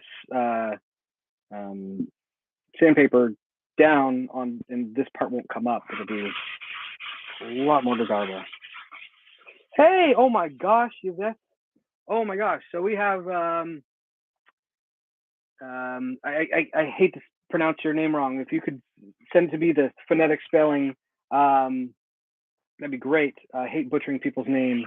But all the way from the Great White North in Canada, thank you for your comment. I appreciate you. I think that's right. Yeah, Canada. Yeah. You've been a longtime customer of mine, and thank you so much for your support. I appreciate your appreciate you coming out and saying hi. Thank you.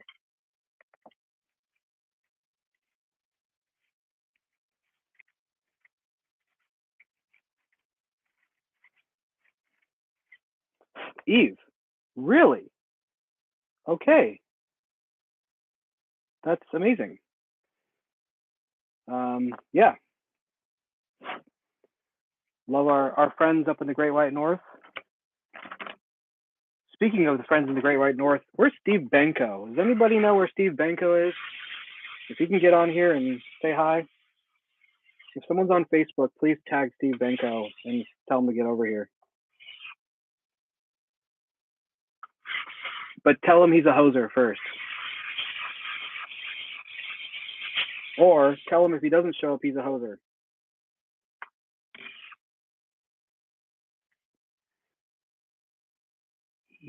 Huh, interesting. Well, thank you for the clarification on your first name.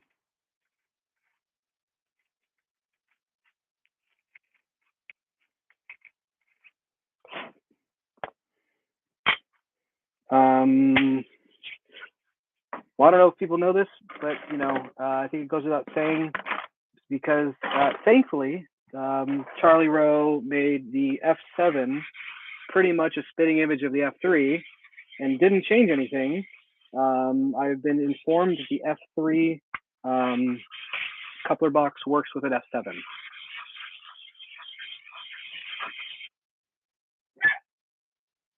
That's why we now advertise it as an F3, F7. The products that I've had printed before that still say F3, but it will work with an F7. So.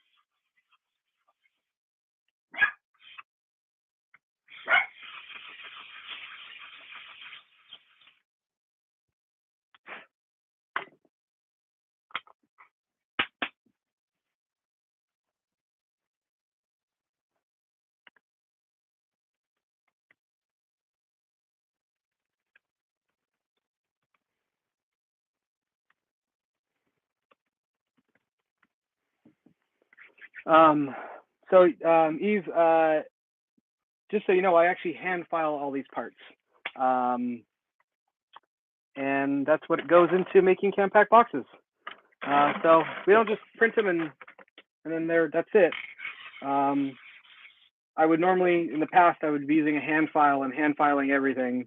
But now we've got a little smarter. We got a tile here, and we are just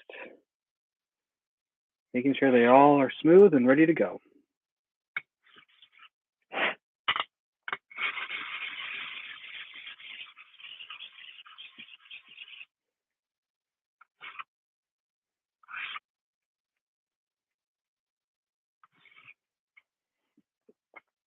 If you have any questions about the products or has anybody pulled a long train besides Ted?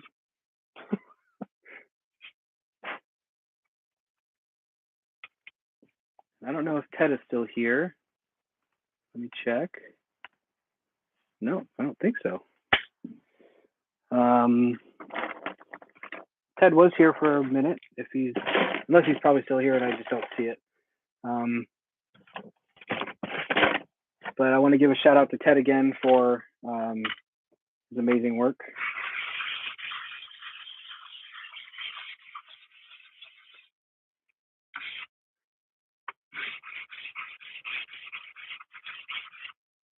He is here.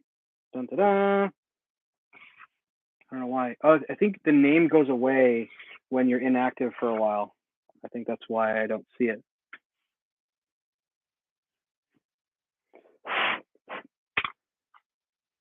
Eve, I would love if you to send me some photos of your trains with CamPac boxes on it. And I know you bought Datum Precision stuff, so. Well, Chris, you got to send me some photos. I want to see videos of a 30 to 40 car train. Oh, hey, let's go back to the CamPac, not go back, the CamPac car tour, the tank car tour. I know it's still at Sean Seuss's house. Speaking of, I'm going to tag him.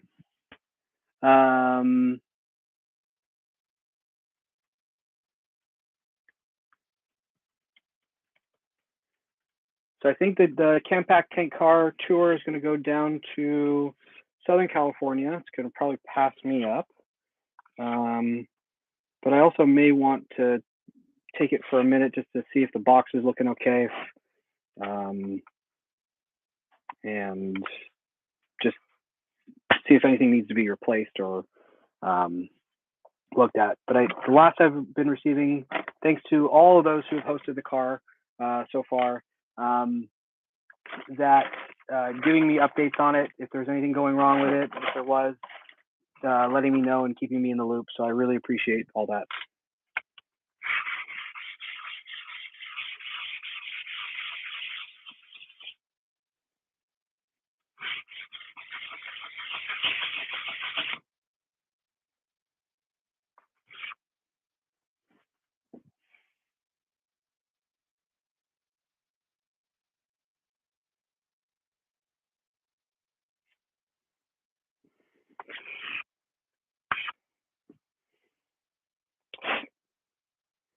So who's excited for the AML GP60? I am.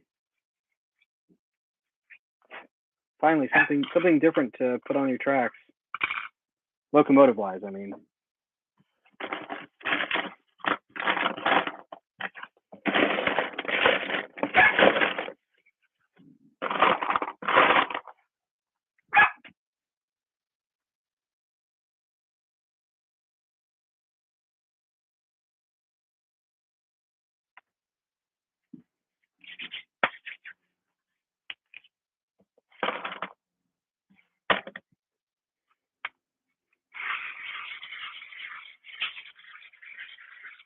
I have a video on YouTube channel pulling 43 cars, 4 Risto craft locomotives called Very Long Train. And that's indoors. Oh, goodness. Do you have any CamPac? Do you have any of our products? CamPac or Datum Precision products? Ooh, 2 SP and 2 TNRGW.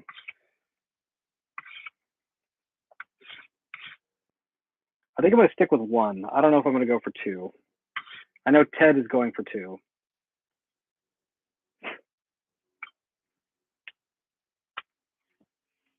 But I'm going to take the opportunity again to shout out AML, speaking of the GP60, and Channing and Bing for being so open to having Ted and I and Greg Almassian just to give an outsider's perspective on their product when it was still being their first, I guess you would say their first demo model was, or pre-production model was put out, and trusting us in hosting it and holding on to it and being able to even take it apart and look at it.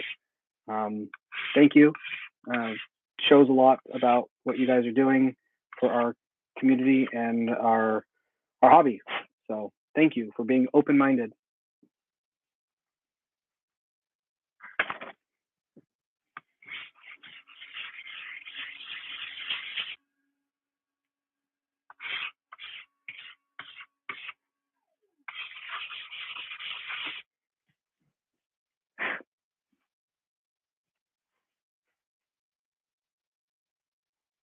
Dave's Trains, do you have any CamPac boxes?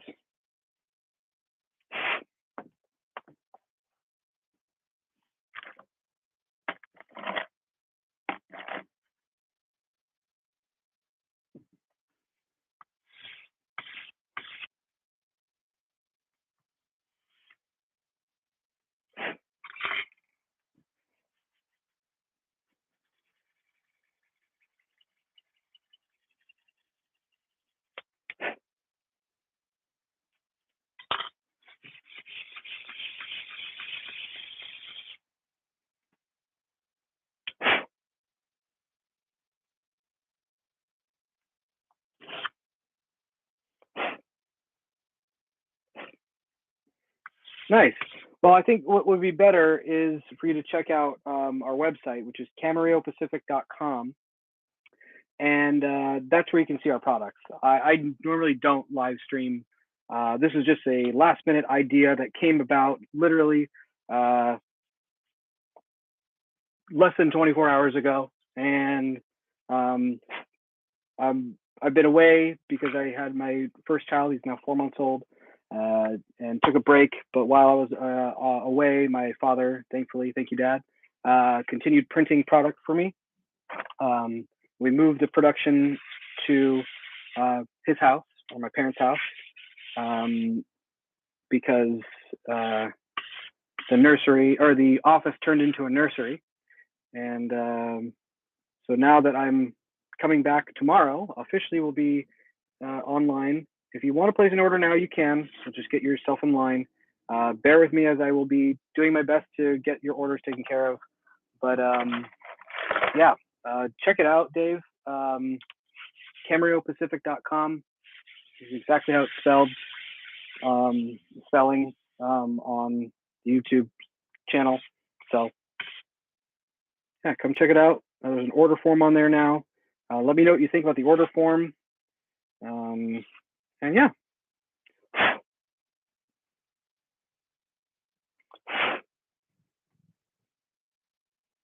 Yes, you do have almost 200, Chris Ambrucci. Oh, one thing that we're going to be starting doing, Chris, I don't know if you know this, but on the, where is it? On the GP9, GP30, and GP38, as you can see how the pilot plug has got this long tang here. We're going to be removing that, and we're going to be testing it out, and it's going to be more something like, this is too short. This is actually a failed print. But as you can see, we're going to be probably cutting off about ½ an inch off of that tang. Some people like to have that area for wires for ditch lights and stuff. So yeah, we're going to be removing that. And it's actually going to take down print time, which is great. So thought I'd let you know.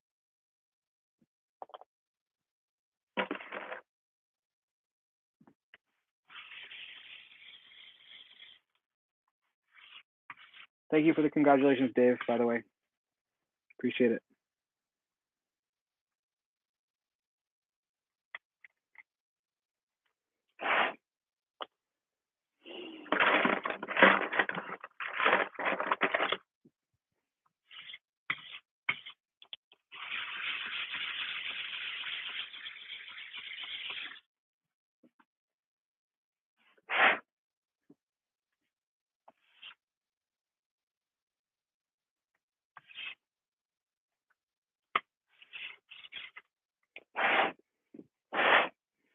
Is there, Dave, is there a specific locomotive or car you'd like to see our products? I'm here at the railroad. So I don't know if you can see any of the. You can't see anything. I'm here at the Garden Railroad. So if there's anything you want to see, let me know. I can show it to you in real time.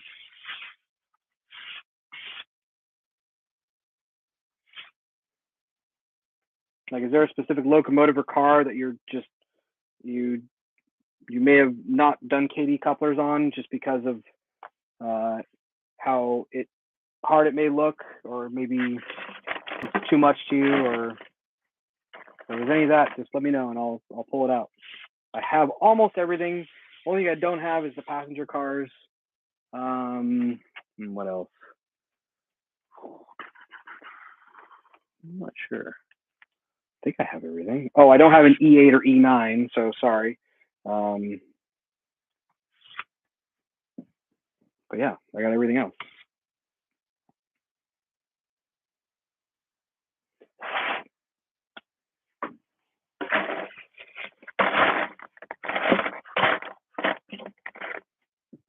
Aristo gondolas. We don't make anything for an Aristo gondola, but you want to see a cool Aristo gondola? All right.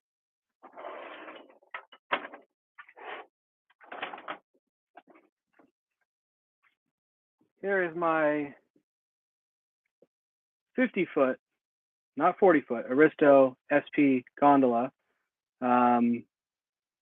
This was hacked together from 2 Aristo gondolas. Then, because there was leftover components, here's our mini, our little like 30-foot. So 50 and 30-foot. This is my SP maintenance of way, whatever car. And then here's the SP 50-foot gondola. Lowered, both are lowered.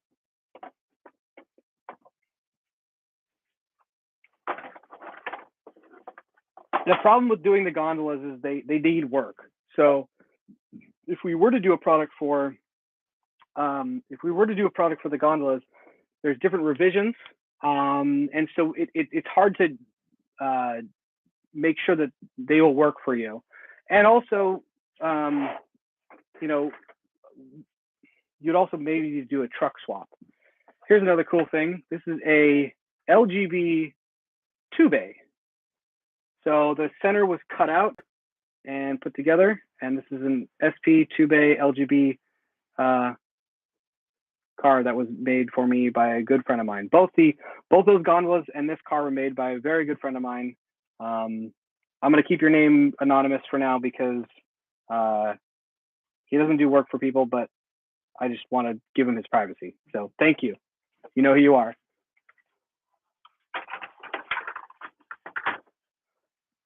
Oh, and one other thing. Yeah, I should print a 53-foot gondola.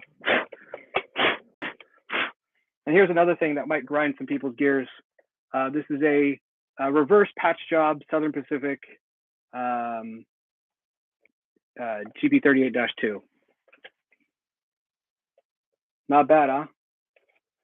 Got the SP nose. Oh yeah. With CamPac boxes, of course. Can't forget that.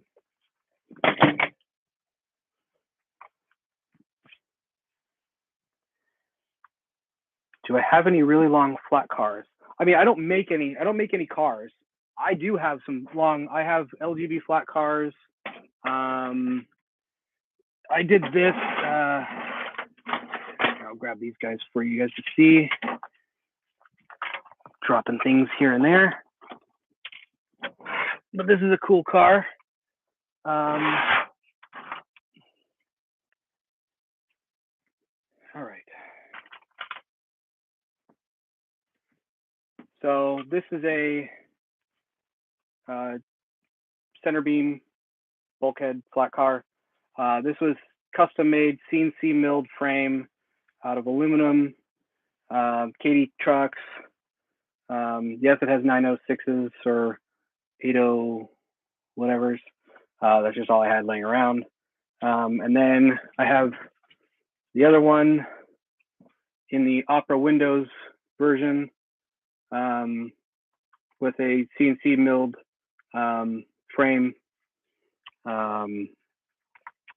Yeah, this was Dan Gilchrist. These are his kits, or not his kits. He put these out online for you to print. These I did not print here. I don't have a printer big enough. It would take me a very long time.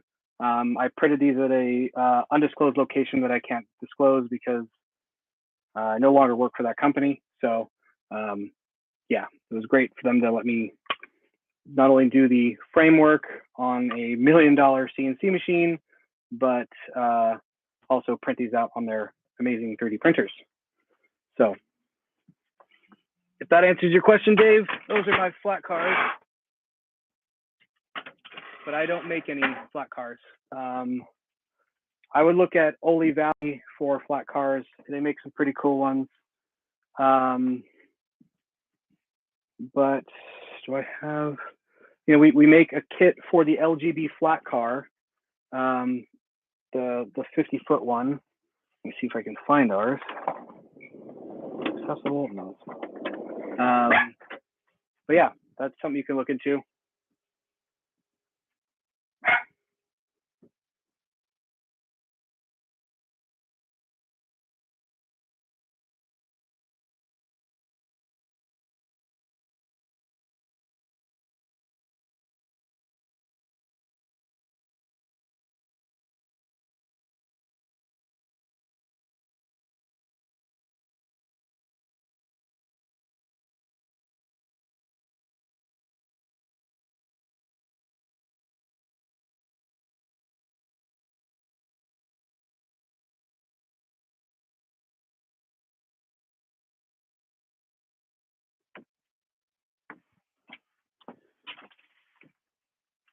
Yeah, those Ole Valleys are really nice.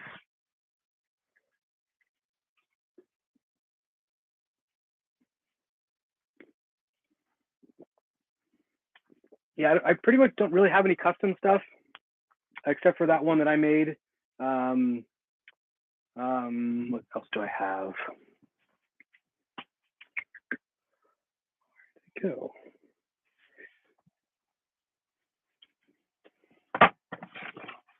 I mean, I have some of these bulkheads for the LGB flats, but these are mine. I've printed them on my printer. They are super fragile because they are printed with the, as you can see, like this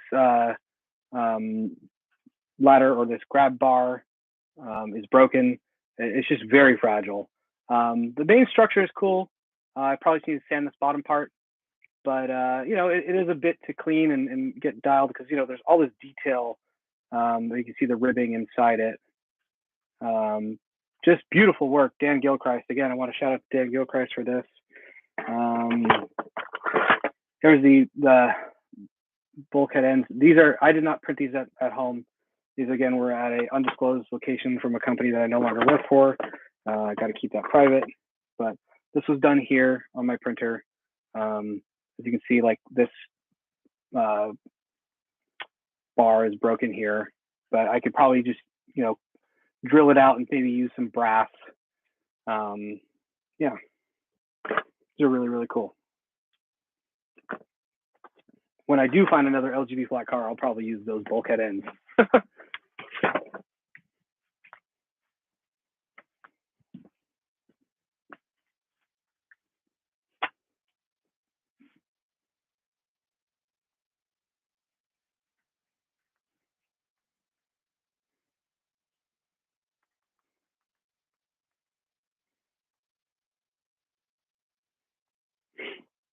If Sean Seuss comes by, say hi, buddy. I don't know where you are. All right, I got to get back to business. You guys are distracting me too much. I'm joking. That's the whole point of this.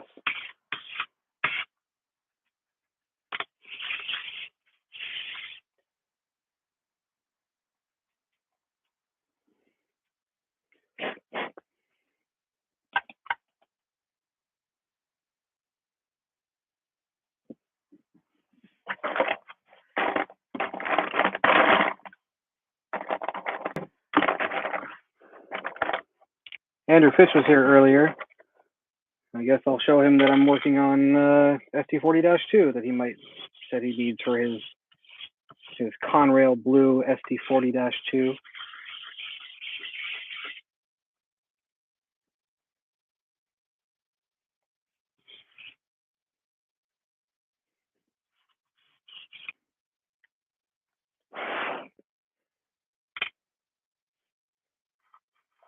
I guess I could start putting these together.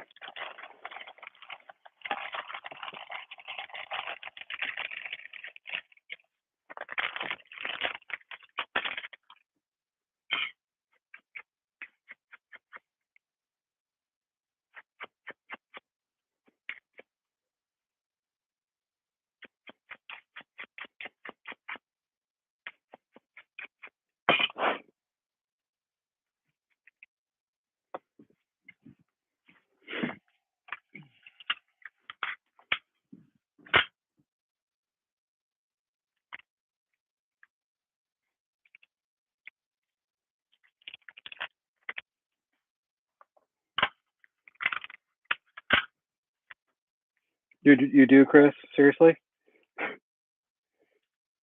Man, it's like a you know when you pinch off a hose while the water's running and then you let it out and it's just. This is what's going to happen tomorrow with all these orders I'm going to be getting. I feel like I've held off people for too long, and unfortunately, I was going to open up, I think, earlier this last month, but some health issues with the virus that's been going down finally got to our family and pushed that back.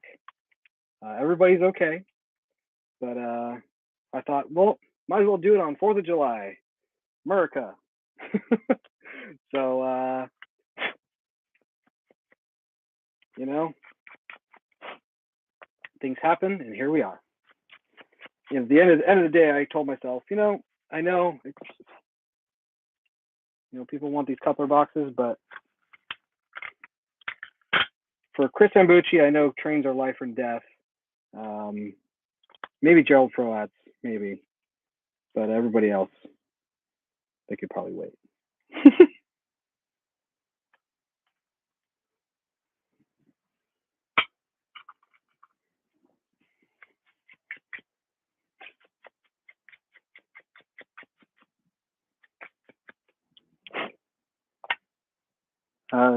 Those of you who are just watching right now, I'm working on the F3, F7s. I'm getting them packed up, ready for shipping, or just getting them packed up, and then I'll figure out where I need to ship stuff to.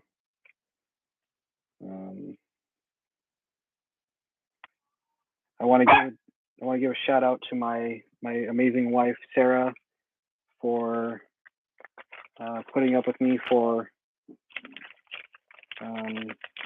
all this adventure we've been doing with the CamPac Box, but also supporting me in all the administrative aspects of CamPac Box.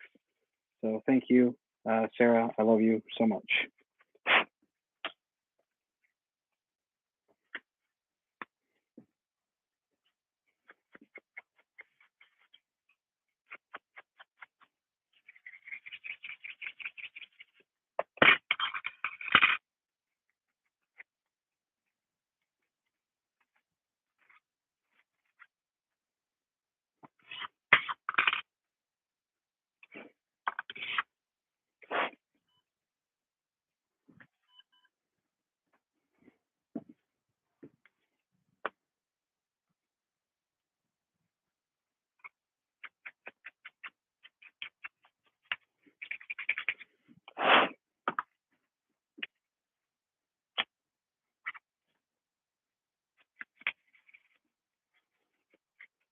Who's still watching? Is it still Chris Ambucci and Ted Descaris? Most likely is.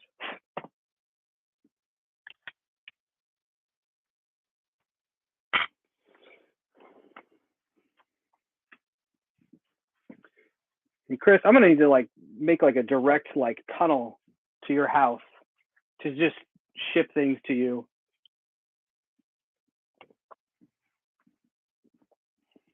Like a private courier.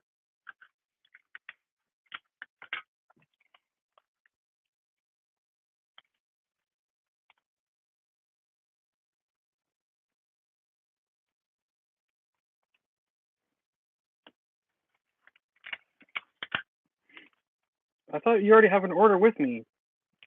I'm getting people's stuff in line, Chris. So it's not a problem if you put an order in. If it's gonna be like 500 coupler boxes, then I'm gonna be like, okay, you're gonna need to just take a step back. But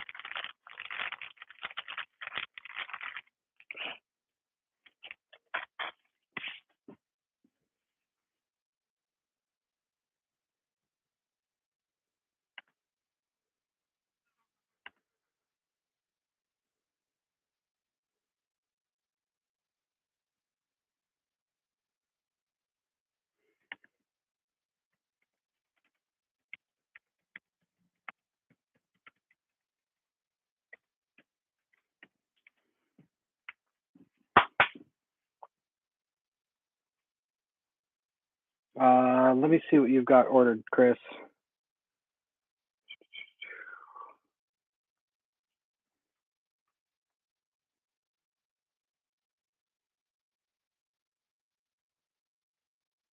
Yes, frog legs.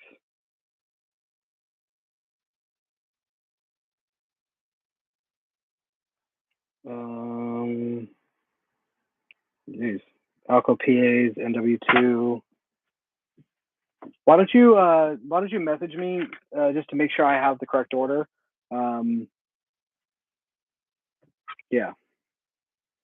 I think you emailed it to me, but I just want to make sure I have it correct. I think you emailed me back in April when I was still out.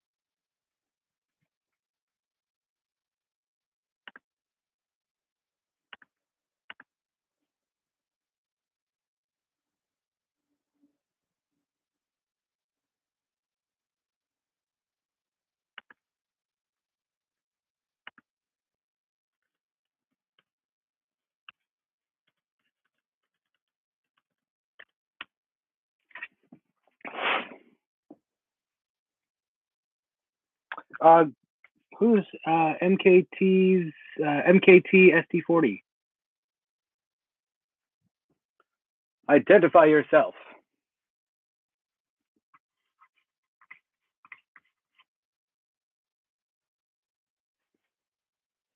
Thanks, Ted. You ruined it. I'm joking. Yeah, so like Ted said, there's no filing to the AML-GB60. It is pretty much a plug and play. Hopefully Katie will like our idea and want to roll with our idea, and maybe, yeah, but we're the first to come out with it.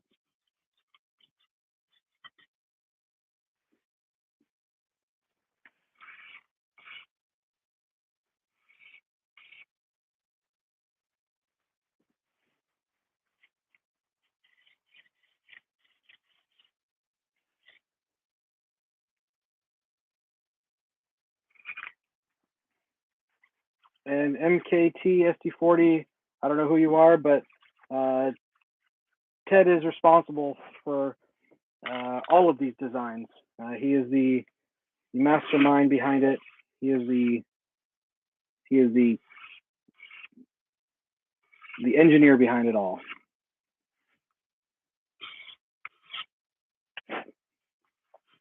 I'm just the one making it available to everybody.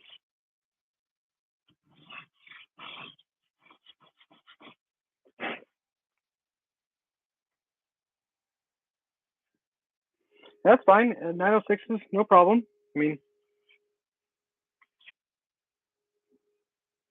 I'm not a 906 fan, but that's just me. It has its applications in certain areas. But yeah,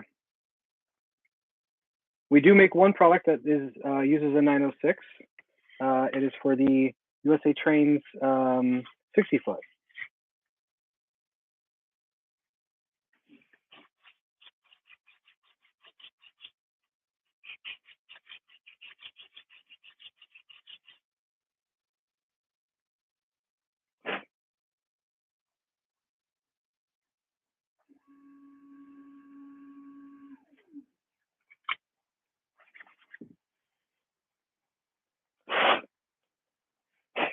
Yeah, I don't know. I mean, Katie could, but I'd rather like partner up with Katie and have them, help streamline the process.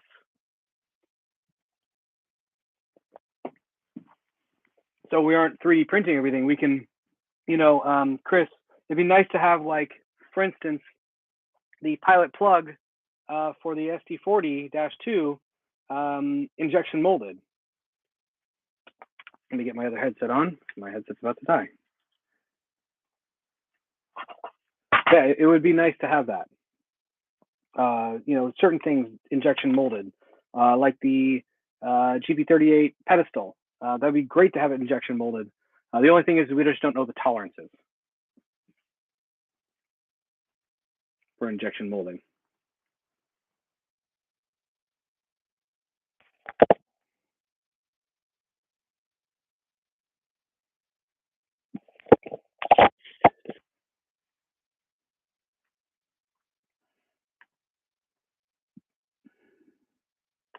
Hey, I just want to do a quick sound check to see if people can hear me still. And if it sounds like I'm using headphones or not, just want to double check.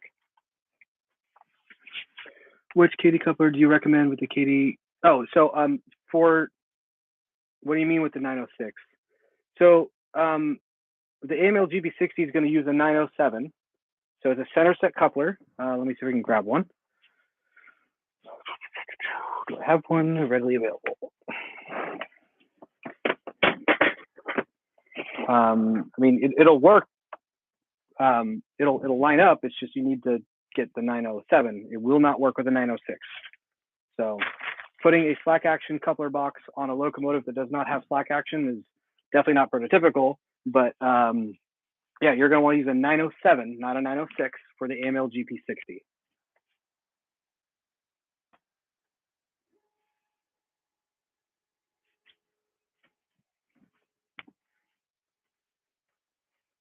I really want to know who MKT SD40 is. What is your name?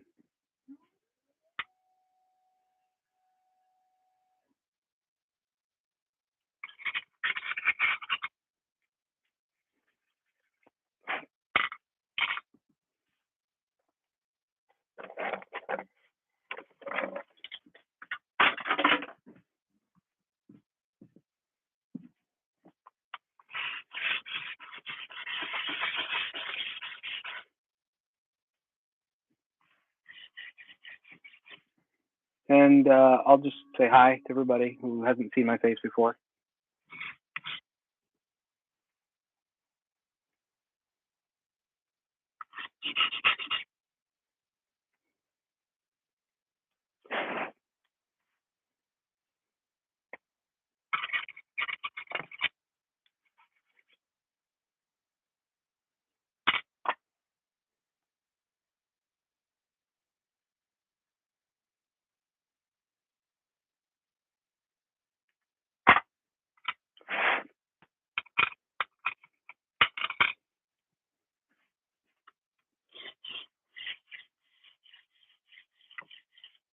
Oh, we've already gone way over the 2 hour mark.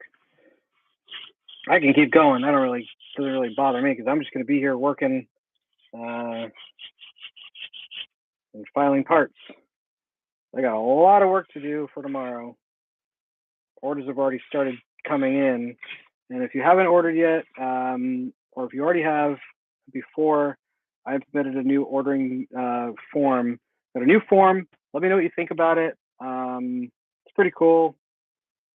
And just so you know, it does not take payment. I don't want to take your money before I know what we're getting into. And yeah, so keep that in mind.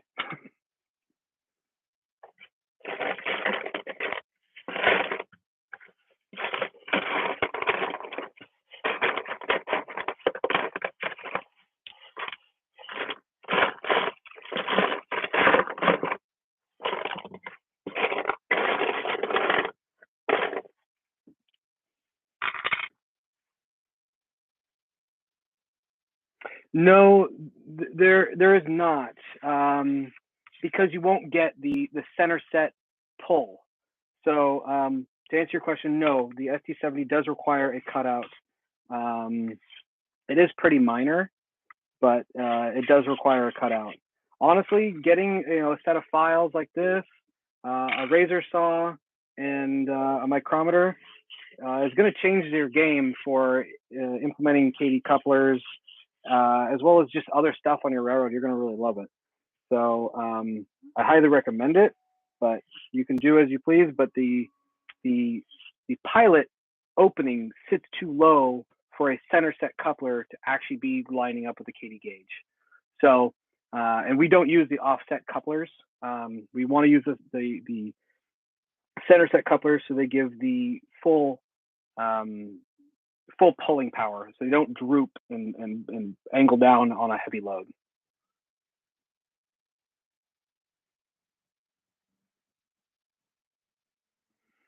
That's a great question.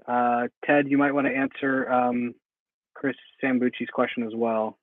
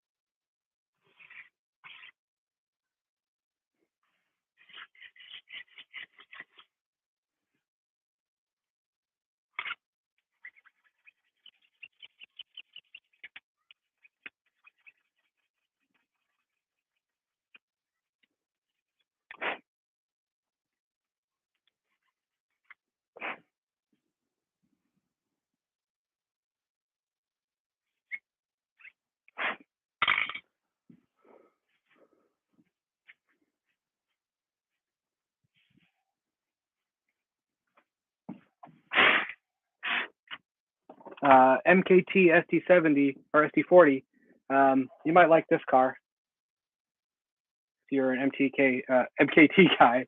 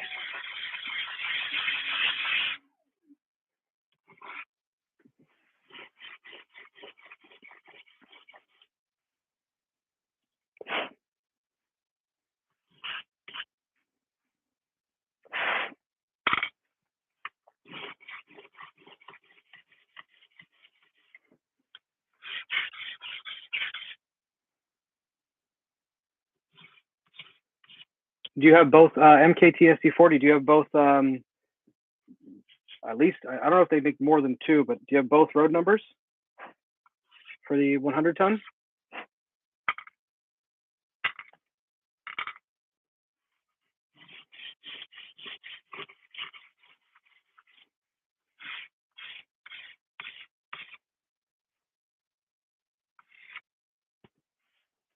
I've got 153.55 and 152.78.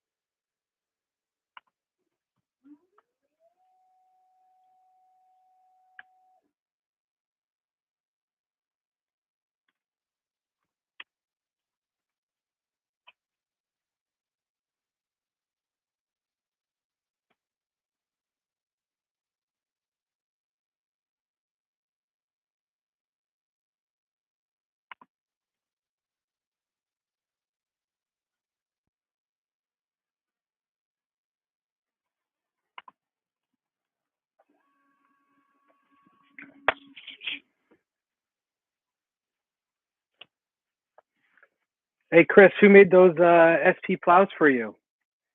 Was it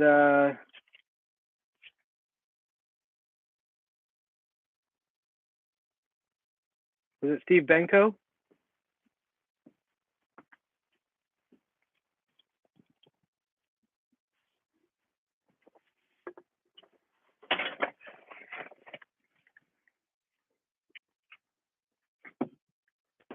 And I want to see a photo of those brass SP plows, man.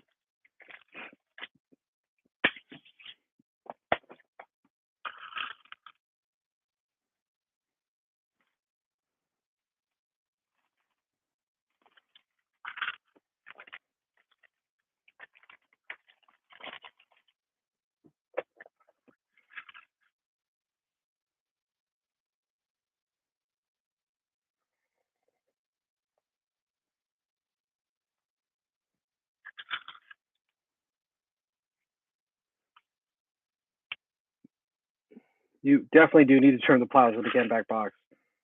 There's no question. And you're talking about the insides of the plows, right, Chris?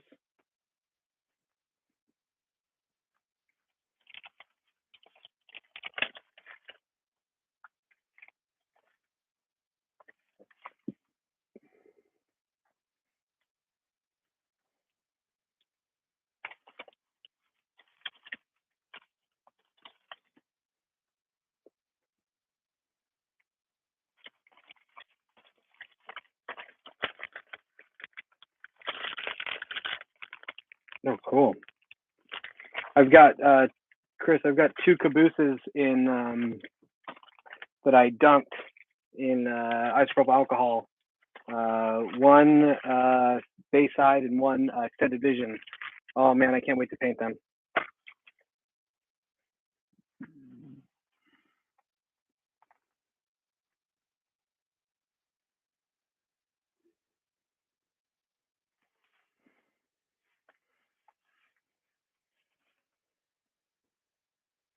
Ted, I think there is a note to trim the inside of the SD70 plow, so we'll make it around 8-foot diameter curves.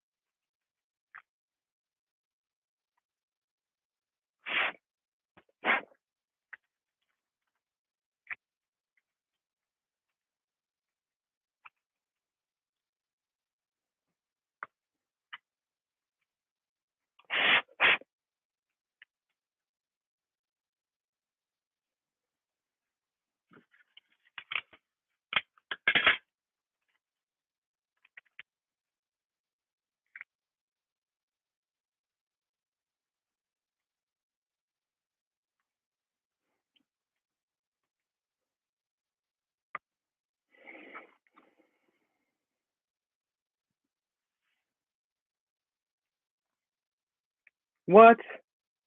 Are you kidding me, Chris? I'll pay you $100 for it.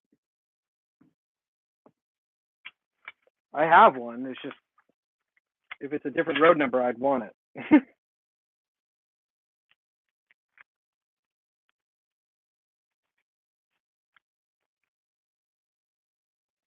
But what I'm going to do with my SP Bayside, I'm going to do a Bayside and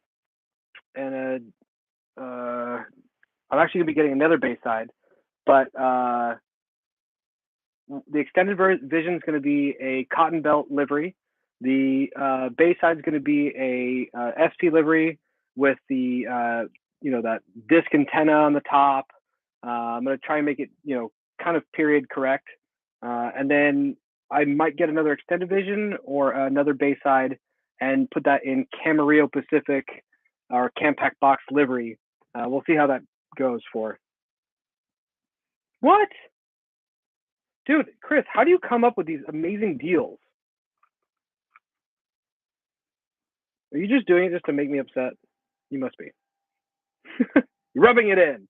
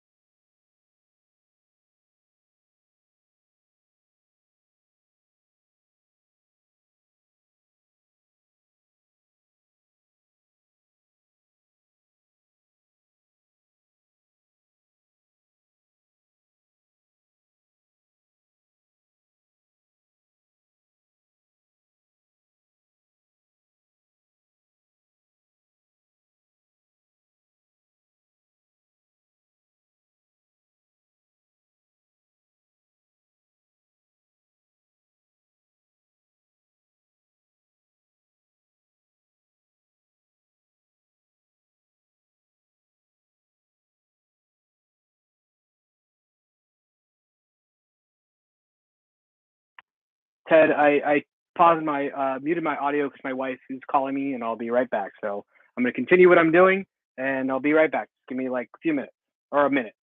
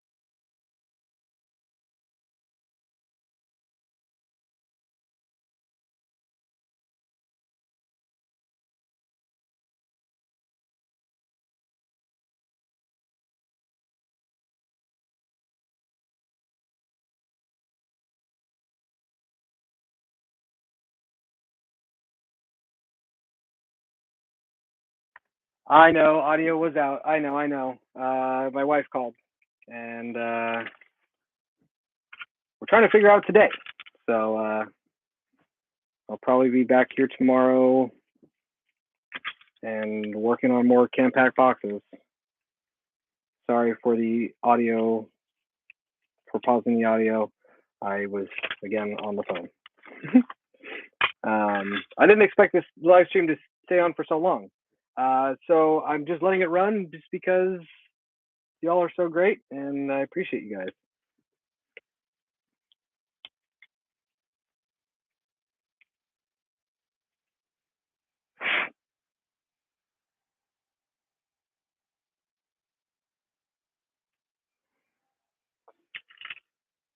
Chris, if you ever get a deal like that, especially SP stuff, could you like just holler at your boy?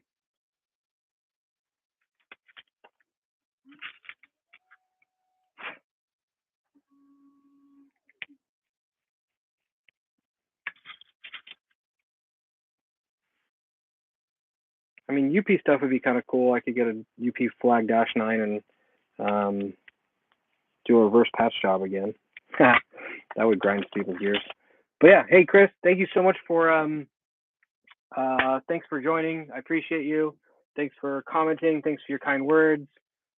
We appreciate you and everything. Yeah, we're still going, Victor. It just, it just kind of stayed on. Why not?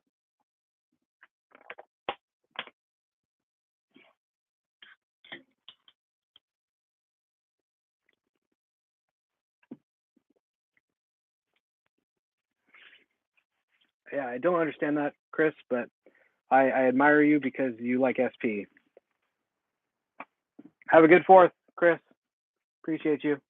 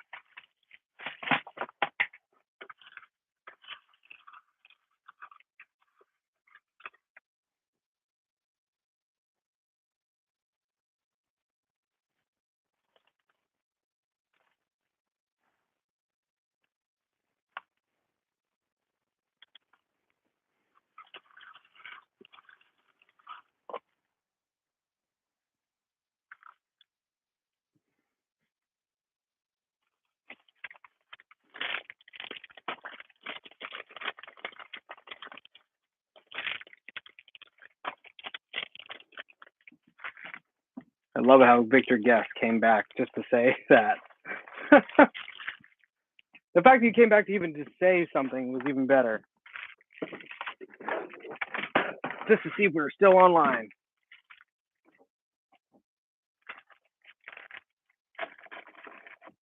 Ooh, I got a lot of SD40s.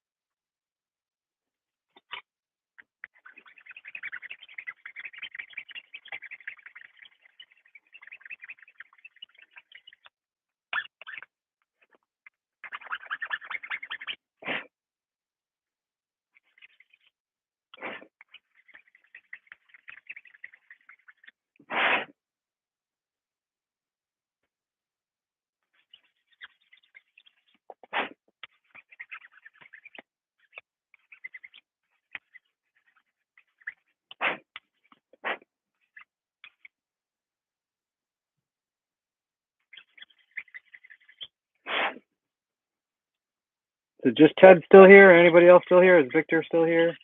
Who's still here? Chris is no, Chris is not here.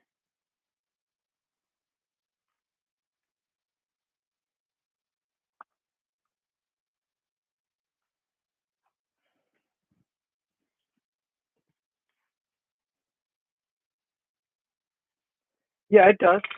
But then what I do is I go like this, I push it all out, and I go like this. Walk outside.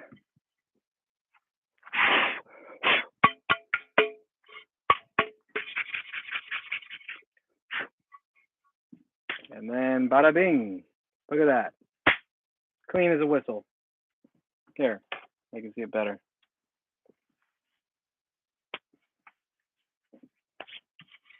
I'll probably rotate it because this side's starting to get worn out, so I'll rotate it now.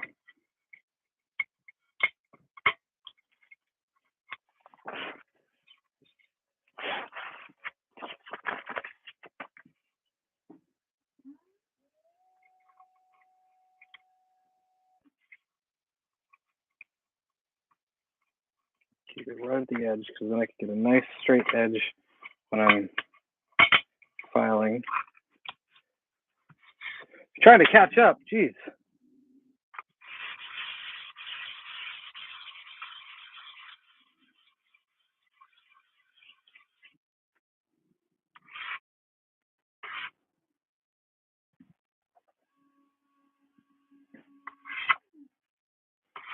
Well, I could say that this live stream was brought to you and sponsored by the CamPac Box because, oh wait, it's my channel. Jokes are over here.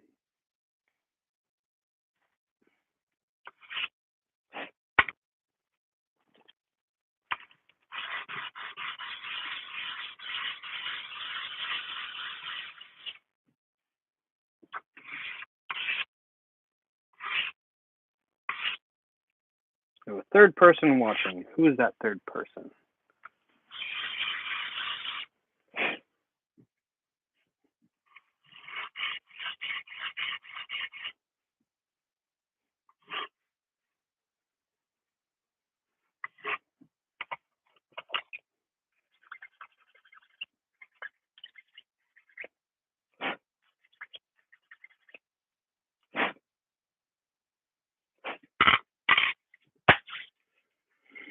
Oh, man.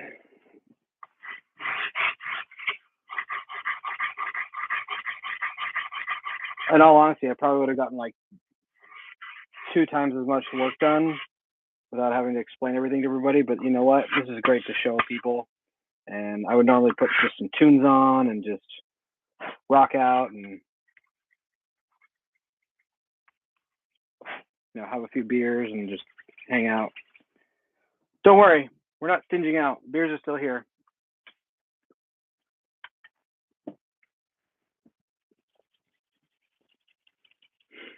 Because it is the weekend. And it's 4th of July weekend.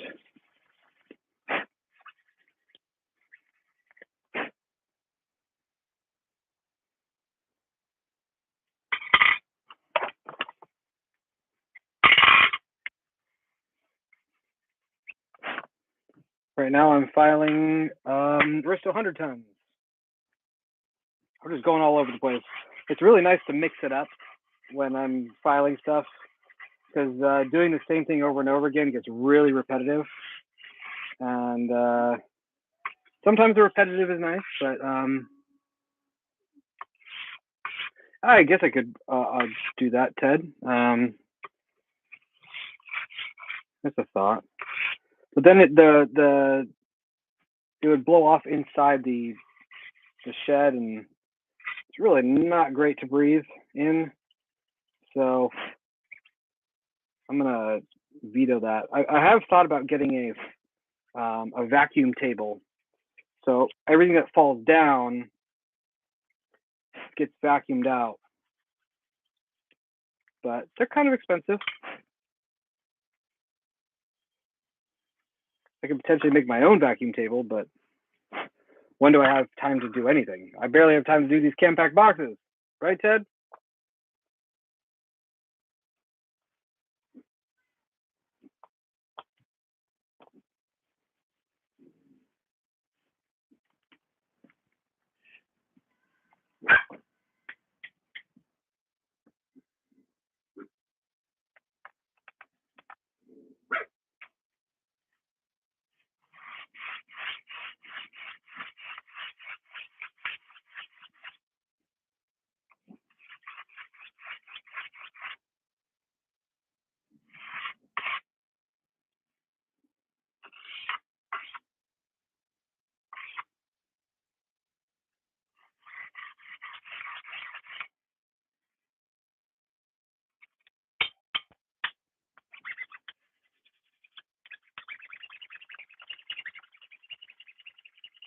Hey, Ted, you should share this link with Greg Almassian.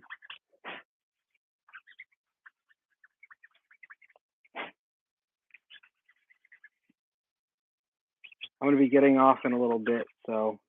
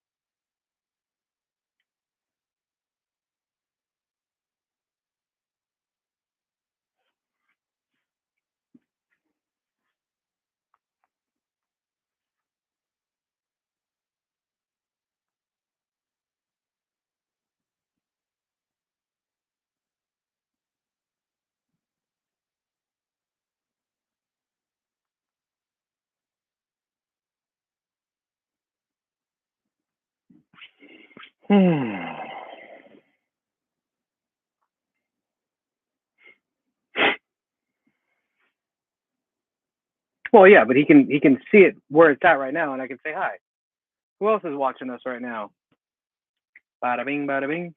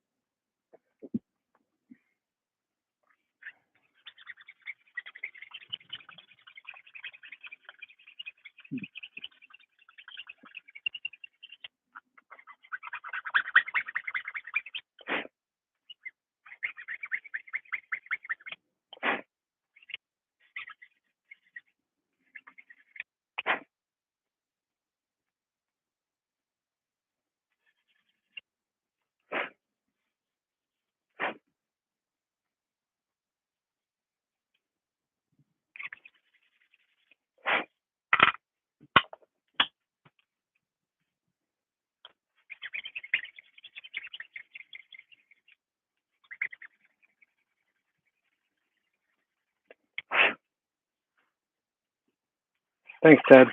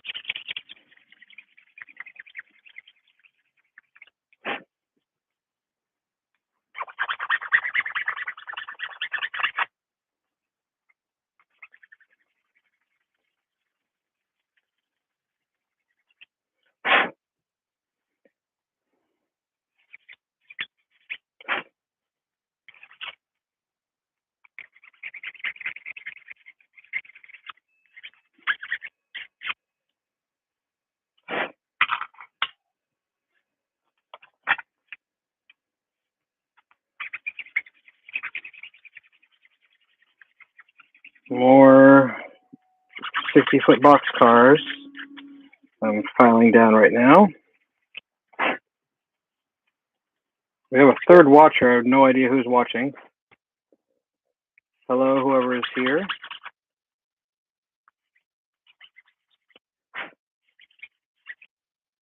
Say hi if you will. Would love to know who's here.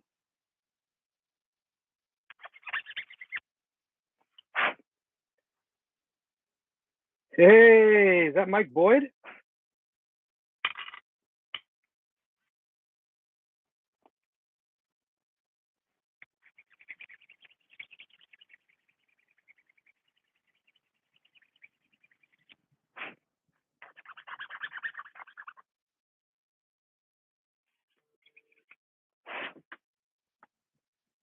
Ah, Sean Sousa's here too. My man. We got Sean, we got Mike. Dang, we got a crew here now. This whole live stream was an idea just to show you guys what I do. I actually hand file every single one of these parts.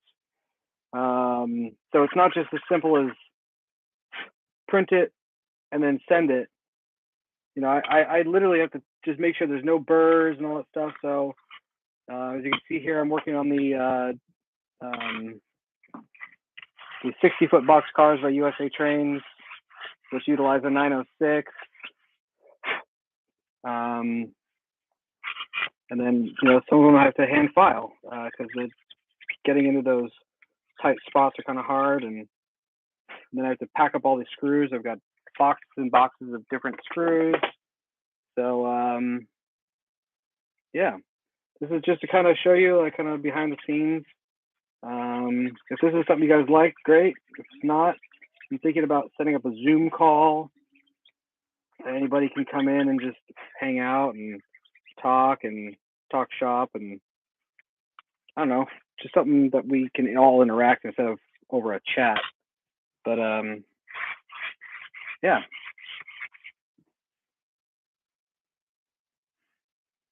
been going on for a minute. And so, Sean, since you just joined, you don't have to watch the whole thing, but just want to say hi and say what's up. Tomorrow I'll be officially back in business, but yeah. Whew. A lot of filing. I'll be back here tomorrow. Filing. That's all I'm doing is filing parts.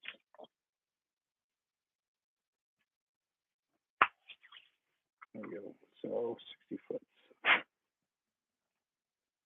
And also, I'm here to answer questions. If anybody has any questions, comments, concerns, also Mike Boyd and Sean and whoever else is here, just know that the infamous Ted Descaris is on chat as well.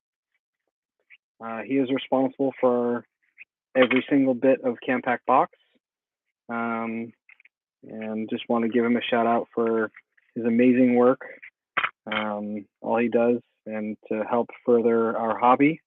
So thank you again, Ted. Yeah. Hello.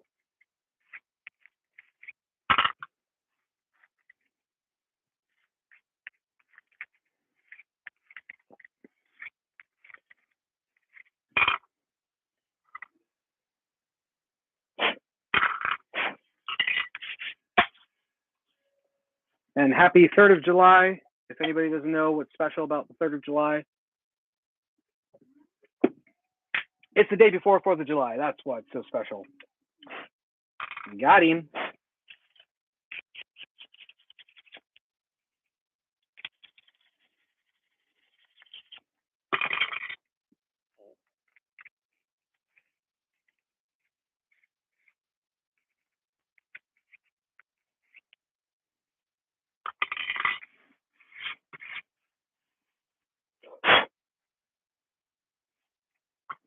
Sean, do you have any questions? Does anybody have any questions? We're here to answer them. Is there anything you'd like to see us do? I know Ted is taking rigorous notes. No, he's not. On what people would like to see us do next. Mike Boyd, do you have any interests of anything specific? We know it would be anything Southern Pacific, but not specific. I'm really getting it with the jokes here.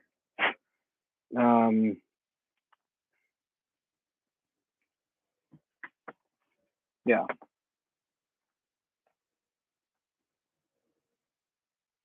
And Ted, to answer your question, it's the same temperature here.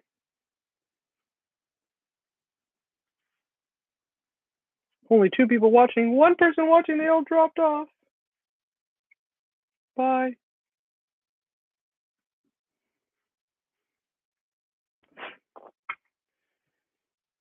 Well, Ted, I think we might close it up.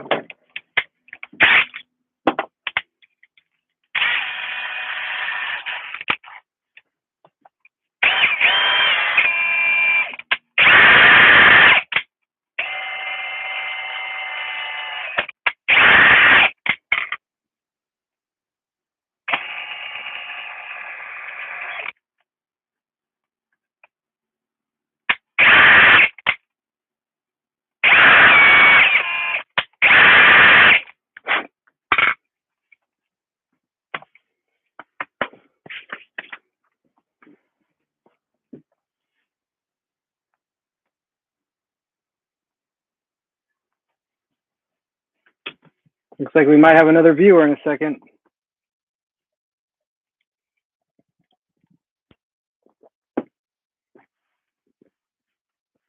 Uh-oh, I think we might have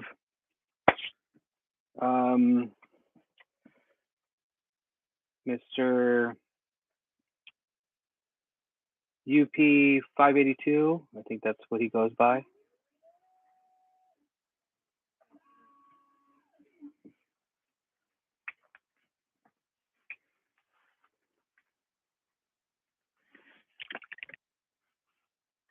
Oh, that's a good question. So I don't have a link, but I think I inherited some of these from my grandfather, but this one, I think I got it in Ace Hardware. I think it's Nicholson. It says Nicholson Tungsten, made in Mexico. So it's I got this at a half at Ace Hardware. But what's really nice about this one particular file is that the edges are they don't have files on them. So if you were ever to go against something, you were trying to file down, you wouldn't actually start filing into an edge on the side. So I love this file to death. Honestly, just a bunch of jewelers files are great. You know, here's a Mascot Precision Tools. Let's see what it is. This is a Swiss single cut file, item H773. I'll repeat that in a minute. This was $5. And this one is a little bit of a, this one's got a square profile. So, you know, if I really want to get into a little tiny edge, this is great. I also have another one with like the half round. That's again so it's the H773. The half round is an H770. That's another sort of a half round. Oh, that was a flat one. H771. They're great little hand files. But then, like, you know, when you go to an Ace Hardware, you can get yourself a big old another Nicholson file. This is a big boy, but it's got file on the side. So if you're ever doing an edge on something, you're gonna, if you go up to the butt of an edge and you're trying to file something down, you may start getting into a corner and you'll start to cut out the corner. That's why I like the rounded edge ones, so you don't actually file them out. I think Ted, I mean, yeah, the Nicholsons are great. I would go with the Nicholsons. These are great. And what's great is, you know, I can brush them out with a toothbrush or a fingernail or something like that, or more like a wire brush, and you can get all the stuff out. So, yeah. But the Nicholsons and these Mascots are great. So, but this shorty one, this little guy, I would say it's about,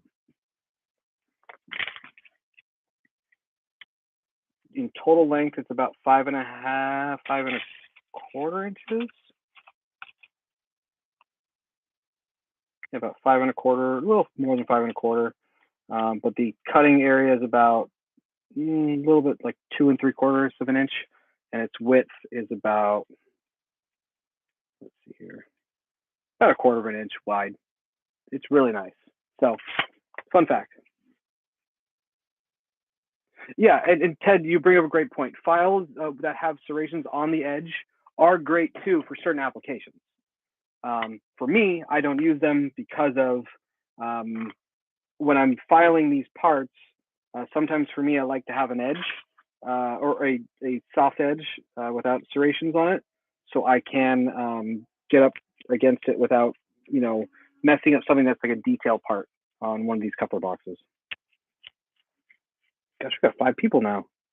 I guess I won't turn this off just yet. I don't know who all is here, but hi. Thanks for joining and saying hi. If you do say hi, please say hi.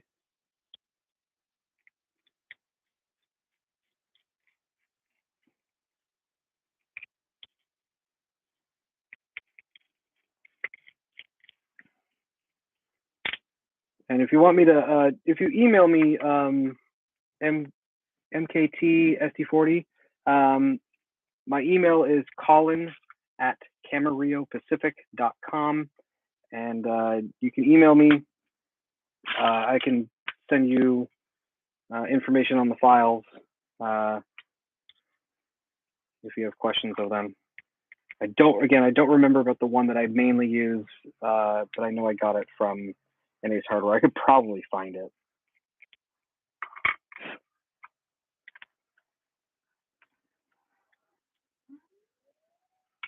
Yeah, Ted brings up another good point. Having a file with, again, you can't have enough files. There are files for certain applications, and the ones with the serrated edge are great to have for when doing the locomotive openings. So again, having a bunch of files, you're going to love it. I don't use cutoff discs anymore for, I stopped using cutoff discs when I started the CamPac project with Ted, because I learned that you just will melt the plastic and you'll just destroy your model.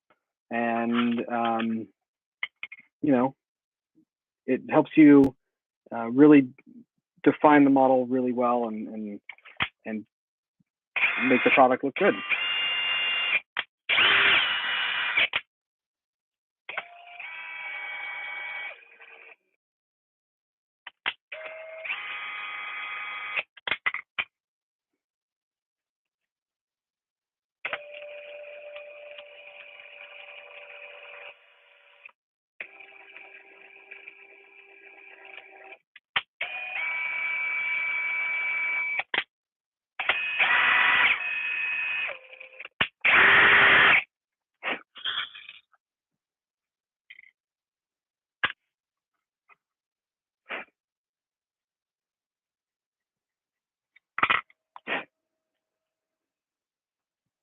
I'd love to know who's here right now. If you are able to say something in the chat, say hi. If you're able to. Although to say hi to you. Yeah, Ted, that is a great statement. Cut off discs and also catch and just, you know what I think about is that scene from Wayne's World when Garth gets to play with the pneumatic gun. He goes, zzz, zzz, zzz, and he goes, zzz, and he goes right across the paint of a car, and he goes, just kind of makes it look like he didn't do it. There's the kind of same thing with the cutoff disc. It'll just take away and it'll just go boom. So yeah, that was a, God, I remember that. That was good scene from Wayne's World.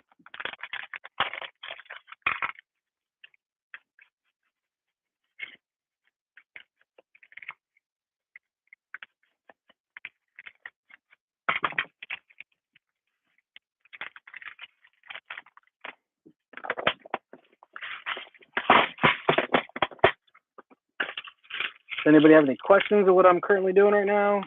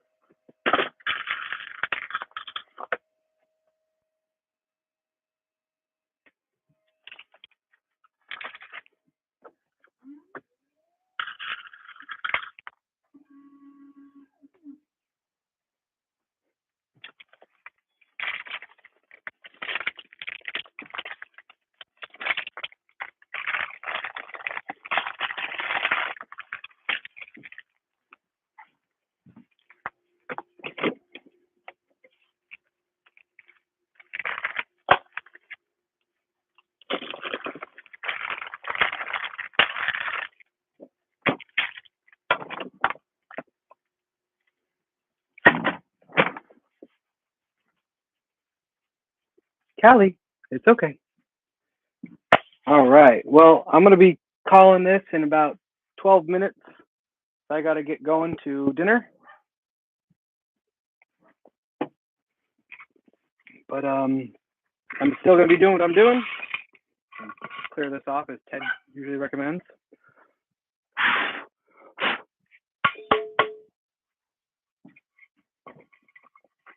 I'm just very grateful to those who have come and said hi.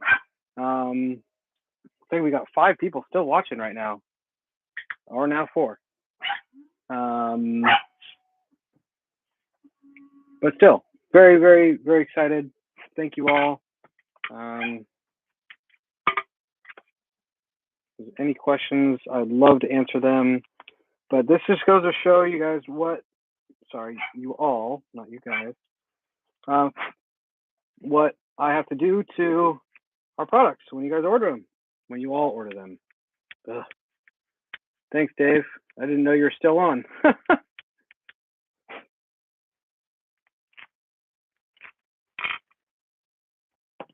Just, Dave, is there anything you would like to see differently from this stream? Again, I'm not really a streamer, but is there anything different you'd like to see? Would you prefer a Zoom call? Really wear a white t-shirt? Yeah, well, now I know I'm dirty. Thanks, Ted. You know what? Just because you said that, here you go. There you go. Here we go. We're doing it. You happy? Oh, man. Ted's always busting my, you know what.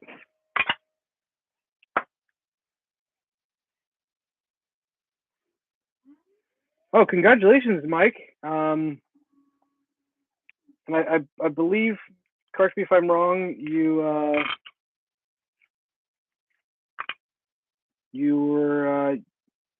in the armed forces. I believe that's correct.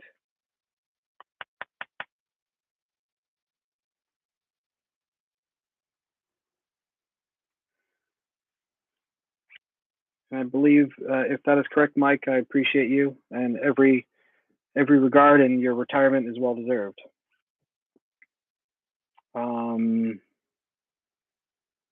Yeah, I can't wait for the GP60 to drop as well. MKT SD40.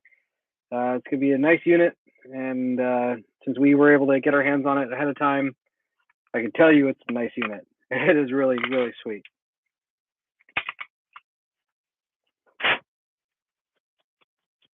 Oh, law enforcement still. Boys in Blue. I've got family members who are in law enforcement. One's LAPD, one's SFPD. So thank you. I appreciate you. Close enough in my books.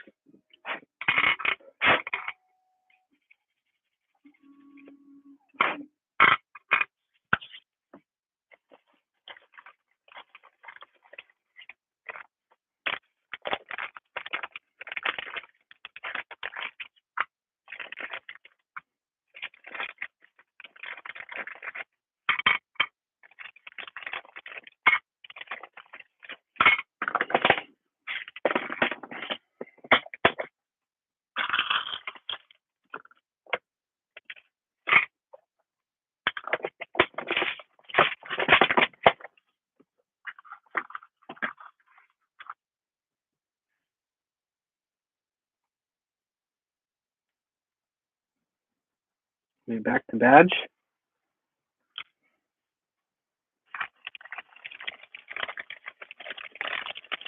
We back to badge. Yes, I agree. I know with social media, and I don't want to get into political stuff, but the social media and all that stuff about law enforcement and all that stuff, it's just a little crazy. But having a family members in law enforcement, I will say that the media is showing just a few bad apples, and that's not every single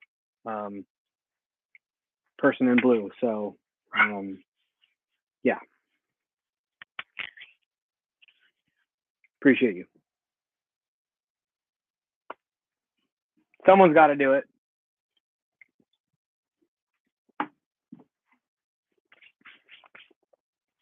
Ted, you like my white shirt now?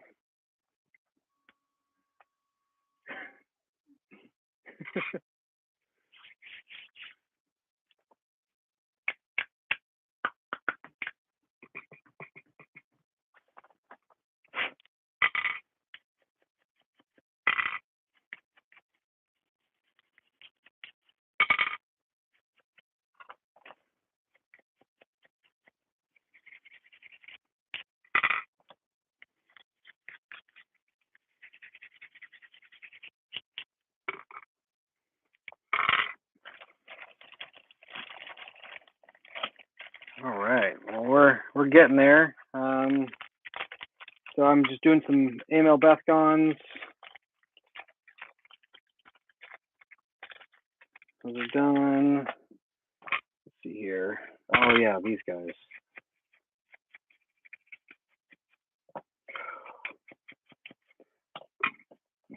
So in case you guys all, yes, I'm love being decorated in dust. So for those of you who have joined us just recently, a couple things to note. So some products that I don't really advertise all that often. These are the springs for the AML, any of the AML earlier models, AML high cubes and Bethgons and the PS4750s. Now, one way to tell if it has it or not. Now, ours clearly has a very big brass piece in there. That's what this is. I made these, I laser cut these and then used a very awesome machine to bend these. As a very precise bending machine to prevent the trucks from pigeon toeing. I sell these for $2 a pair. You can also look at your AML. If it's a later production model, it'll be black. This piece will be black. This brass part, you can tell because it's got like a little curve right here. So you'll tell because it will actually make the trucks not bow in or pigeon toe, as Ted says. But if you have an earlier model, I got these for $2 a piece or $2 a pair, excuse me. Let me know. I can send them to you. Another thing to tell you about.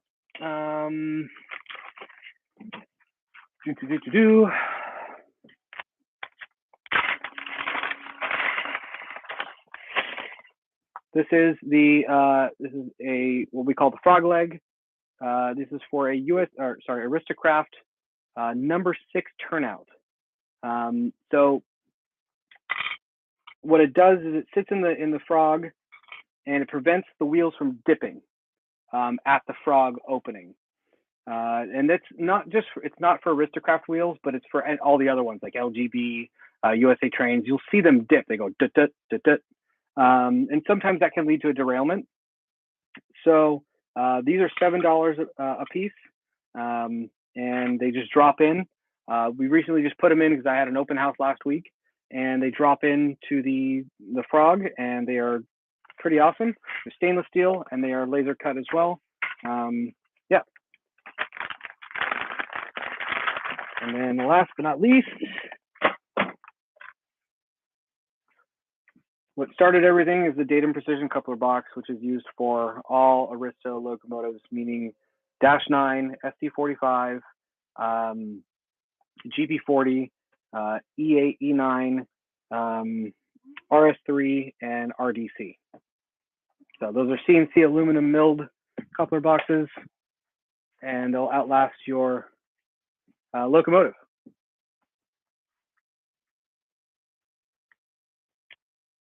Any chance of printing intermodal containers?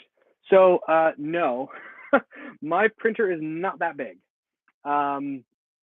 So I could barely print, where is it? Let's see if I can find it. Okay, this is probably about the maximum I can print. And I as much as I love printing large things, it is kind of hard, but it does take a long time. But this is all taped together. This I did not print. This is something that I can print. This I printed at a shop that I'm not allowed to disclose. but this is made out of sintered nylon. But this is a safety cab for a GP38. So this will fit a GP38. And yeah, you know, it's got decent details. Don't have the ability to make the windows and all that stuff. I can, but yeah, this is a GP38 cab, safety cab.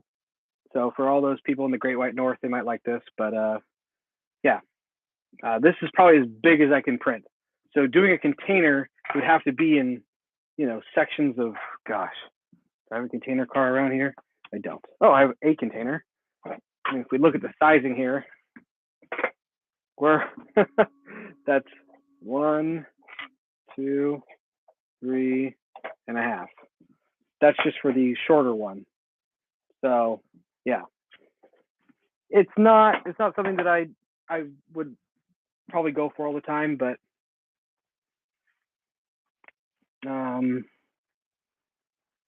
get a few what, Mike?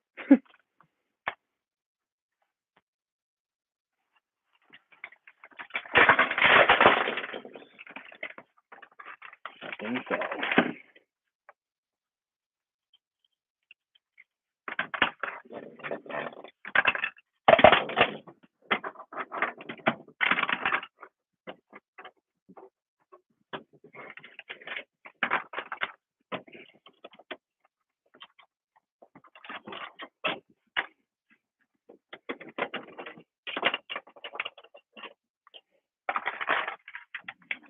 Oh, frogs? Yeah, I got a few of those for you. Yeah, and Ted, you're right. Ted has a Dan Gilchrist on Thingiverse has a, you know, free files for printing containers. These are also the I guess the radiators or something like that for the back of the cab or something like that. Something, I don't know how it works. I'm not a safety cab kind of guy, so they're like hoods or something. I don't know. I made it because it was fun. All right, Mike, hit me up, text me if you want to FaceTime me after this. Please do. I'm about to wrap up. I've got to go home and I got to finish this live stream up because I've got things to do.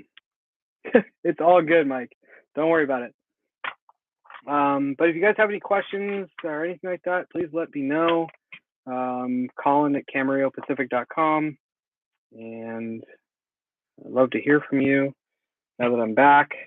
Orders are going to be a little slow still, as I'll do my best to getting them out. I don't live at home. I don't live in my parents' house anymore. That's where everything's being printed and made. So it might take some time for me to get them out. I'll be trying to do some work on the weekends to get orders out. Thanks to my dad, who continues to print for me. Jim, you're the best. And Ted, you're amazing with your designs. Thank you for all of this. And thank you to everybody who's come to the live stream to say hi. It's good to see you, or good to hear from you, or see your typing. I don't know what you want to call it. Thank you so much. Your support has made, you know, God, we've got what, 30 products now? It's incredible. Thank you, and I hope to see from you all again. Have a great night. You, Dave, happy 4th of July, and we'll see you all later. You see my face. See you later. Bye.